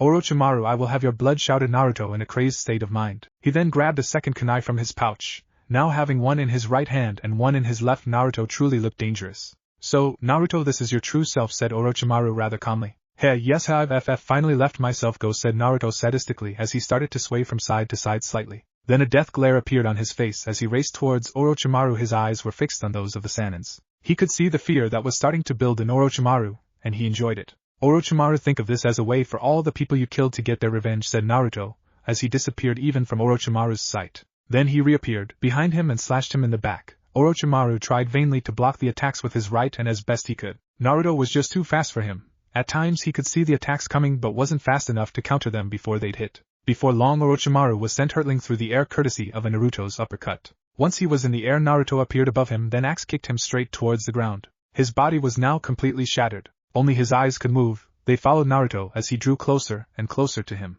Orochimaru's blood began to clot as what little color he had drained from his white face. Naruto's eyes were now blood red, his pupils were vertical slits, his whisker-like birthmarks were darker and thicker. His fingernails were so sharp they looked like claws. His canine teeth had lengthened to the point that they stretched a centimeter below his lips. Orochimaru opened his mouth wide as Naruto made to plunge one of his kunai into his chest. From within his mouth came once of his arms, then the rest of his body. He was now completely recovered. That is, except for his right arm. He doubted at that point he'd ever be able to heal it properly. Naruto merely smirked. So this is your famous healing technique, he said with relish in his voice as Orochimaru began to perform a set of one-handed hand signs. Only to stop as he watched his fingers become severed from his hand. He left out a deafening yell as blood spurted onto his white hand. He looked up at Naruto, who was wiggling one of his fingers. Orochimaru, don't need you performing that jutsu again, said Naruto, throwing Orochimaru's finger to the ground. He then took deliberately slow steps towards Orochimaru. The kunai in his right hand was now inches from slicing Orochimaru's throat. When Orochimaru opened his mouth and coughed something black into Naruto's face, Naruto screamed as steam issued from his face. Whatever it was eating his skin away, and was starting on his muscle. Naruto did a set of hand signs, then his right hand burst into flames. He pressed the flaming hand to his face within seconds. The black substance was burned off, leaving a raw face Naruto. He looked to see Orochimaru running at a slow pace through the trees. He took the kunai in his left hand and threw it with deadly accuracy at Orochimaru. The kunai caught the shoulder part of Orochimaru's robes, sending him flying towards a tree in front of him. His body was in so much pain that he didn't have the strength to remove the kunai. Naruto appeared only a few feet away from him. A smirk appeared on his face. Hey Snake, I've just thought of the perfect jutsu to use on you, he said as his hands flashed through various signs. Wind style, Wind Blade Vortex Jutsu, said Naruto as the air around Orochimaru became a full-fledged twister. Soon bits of his flesh were ripped from his body, causing him to yell as pain that he never experienced before ran through his body. Naruto smirked as he watched the blood begin to flow from Orochimaru's white hide. Naruto then released the jutsu only to begin another set of hand signs. Fire Wind Style, Flaming Vortex Jutsu, said Naruto as Orochimaru's body was covered in a vortex of flames. The roar of the flames and the wind made Orochimaru's screams of pain inaudible to the human, or chakra enhancer. Once Naruto thought he'd had enough, he released the jutsu to see that Orochimaru was still alive. But just barely. Naruto did one final set of hand signs. Wind Style, Vacuum Vortex Jutsu, he said as the wind around Orochimaru started to pick up. Within seconds, Orochimaru's entire body exploded, sending blood and guts, pieces of his flesh, parts of his brain all over the surrounding area. Naruto relished in his bloodbath, and then he sat on the gore-ridden ground, as he began to calm down. It had been too long since he'd really left himself go. He enjoyed that quite a lot, and hoped that he'd get another mission like this one. He then left out a laugh that wasn't cold or chaotic, it was a warm laugh, a laugh that signified that the battle was finally over. He made to stand up, his body suddenly felt heavy. He soon found himself lying on the ground. It squelched as he landed on some part of Orochimaru. His eyes soon started to feel heavy also as his body began to shut itself down out of protesting the need for him to rest. This need, however, would have to wait a little longer because at that precise moment Naruto sensed someone approaching him. He forced himself to his feet as he got into a fighting stance, praying that it was only a leaf ninja. To his absolute horror, it wasn't a leaf ninja, it was Hinata and Kakashi ran above the rooftops of the village towards the area where they'd been fighting the snake. They'd just been informed that Naruto had killed Sakura and rushed to help out with the fight against Hachibi. But he never came back. What if he's severely injured? I don't think the Hokage will allow him to be treated this time, said Hinata in a worried voice. It is a law by the third Hokage that the hospital treat all who are injured even if they've been sentenced to exile, said Kakashi, trying to comfort her. Akamaru gave a loud bark as a way to help him reassure her. He's right, and besides, Naruto get injured, what are the chances of that? Even if the snake is a demon, don't forget Naruto's got the strongest one sealed in him, said Kiba with a slight grin. Hinata smiled and nodded. Why yes, why you're alright, she said. Impossible, nobody could have survived that, said Naruto. His breath stung his chest as he breathed. His body felt like it was covered in lead weights that weighed about 1,000 pounds. What's the matter, Naruto? Look as if you've seen a ghost, said Orochimaru with a slight grin on his face. Naruto groaned. Let me guess, it was a transformation jutsu, said Naruto as he looked at the bloody remains of the first Orochimaru. Very good, Naruto. But sadly you figured it out too late, you've got nothing left. Not even your insanity can help you, said Orochimaru, drawing a kunai. Naruto's lips curled into a smirk. Oh, you think, huh, he said as he threw a kunai at Orochimaru, who dodged it accordingly. Then he threw 3 more. He kept on throwing until he was completely out of kunai. Orochimaru was virtually unscathed. You seem desperate, Naruto. Why is that? I thought that your demon kept you from getting tired, said Orochimaru. It was Naruto's turn to smile. He suddenly made a jerking motion and Orochimaru seemed to have become immobile. Gay, what is this? He shouted. Naruto smirked. A little trick I picked up from my time in exile. I originally used it as a way to catch fish for supper, but I think this will work just the same too, said Naruto. He then preformed a set of one-handed hand signs. Demon Fox style, invisible claw jutsu, said Naruto. He then slashed his hand down through the air. Then Orochimaru let out a hiss of pain as 4 slash marks appeared on his right arm. Naruto repeated this act several times until Orochimaru was covered in the slashes, his blood soaked and mixed with the blood that was already lying on the ground. Once again, Orochimaru, goodbye, said Naruto as he suddenly collapsed. The air around Orochimaru shimmered as his jutsu was released. Poor little boy, you almost had me too, said Orochimaru, drawing closer to Naruto. Naruto could hear his footsteps getting closer and closer, but there wasn't anything he could do. His body had been pushed to its limits and beyond. He was completely drained of all his chakra. Suddenly the sound of footsteps stopped. Naruto looked up to see Orochimaru, smiling as he pulled a kunai from seemingly nowhere. This is the end for you, Naruto, said Orochimaru as he made to plunge the kunai into Naruto's chest. Naruto closed his eyes and awaited the kind of pain relief that only death could bring, but it never came. Instead he felt something warm and wet fall onto his face. He chanced to glance at the man above him, as the sound of birds shrieking filled his ears. Then a hand came into view. It was completely through Orochimaru's chest where his heart would have been. Naruto opened his eyes fully, then looked behind Orochimaru to see Kakashi standing behind him. With a hard snap, Kakashi threw Orochimaru's body to the side. Kakashi then turned his attention to the young man lying on the ground before him. Well, so how is our favorite, Jinchuriki, today? He asked as his mask curled around his face. He's been better, said Naruto. He then felt something heavy land on top of him. He looked at his chest to see it was Hinata, hugging him with all she had. Naruto could see tears stream down her face. He smiled and then, using the little strength that he had left, raised his arm to her head. She suddenly raised her head off his chest to look at him. He smirked for a second, then in a near whisper-like tone said, "Damn decent of you." This caused Hinata to chuckle slightly. Naruto sighed as he looked to the sky as the last of his strength finally left him. Darkness soon took his vision. "Hinata, I love you," was the last thing he'd said. Hinata watched in horror as the light in Naruto's eyes faded away, leaving a glossy stare that told her he was looking without really seeing. She then pressed her head to his chest and began to cry. Kiba turned away to hide his own tears while Akamaru let out a mournful howl that echoed throughout the village. "Naruto," said Hinata in a whisper tone, her voice muffled by Naruto's blood-soaked shirt. Kakashi wrapped a comforting arm around her shoulders, as a small stream of tears fell from his only visible eye. "Last time, Hinata, I love you," was the last thing he'd said. Hinata watched in horror as the light in Naruto's eyes faded away, leaving a glossy stare that told her he was looking without really seeing. She then pressed her head to his chest and began to cry. Kiba turned away to hide his own tears while Akamaru let out a mournful howl that echoed throughout the village. "Naruto," said Hinata in a whisper tone, her voice muffled by Naruto's blood-soaked shirt. Kakashi wrapped a comforting arm around her shoulders, as a small stream of tears fell from his only visible eye. 1 year later, Hinata sat alone in the graveyard. It was a bright and sunny afternoon. The sound of birds whistling in the trees filled her ears, but she didn't really hear them. The only thing that she cared about was the grave she'd been staring at. Naruto Uzumaki, born October 3, 1992, died July 5, 2008. Beloved student and friend. Tears fell from Hinata's face. It had been a full year since his death, and she still didn't know how to cope with the fact that she'd never get the chance to see his face again. She clutched a small photo in her hand. It showed her and Naruto, about 7 or 8 years old, both of them smiling.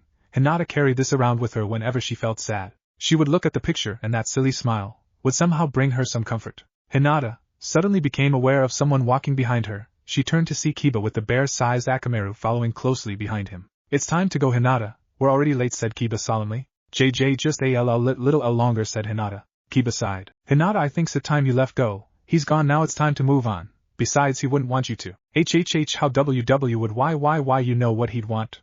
asked Hinata angrily. "Hinata," came a second voice. The two turned to see Kakashi was standing only a few feet away from them. "It's alright, Hinata, you can take as much time as you need," said Kakashi. "I wonder what he'd be like now, if he's happy where he is," said Hinata. Kakashi sighed. All we can do is have faith, and take comfort in knowing that we'll see him again someday, said Kakashi, placing his hand upon the gravestone. Obito, you make sure to show him the ropes, thought Kakashi. Hinata slowly got to her feet. Let's go, she said slowly before kneeling down and kissing the gravestone. Then the three ninjas disappeared in puffs of smoke. The three had made camp inside of an unknown forest. Their mission was to head to escort a representative from the land of grass to the land of snow. Hinata sat beside the fire waiting for her round of watch to be over so that she could get some sleep. Not that she'd gotten much sleep lately. She kept having the same nightmare of Naruto's death.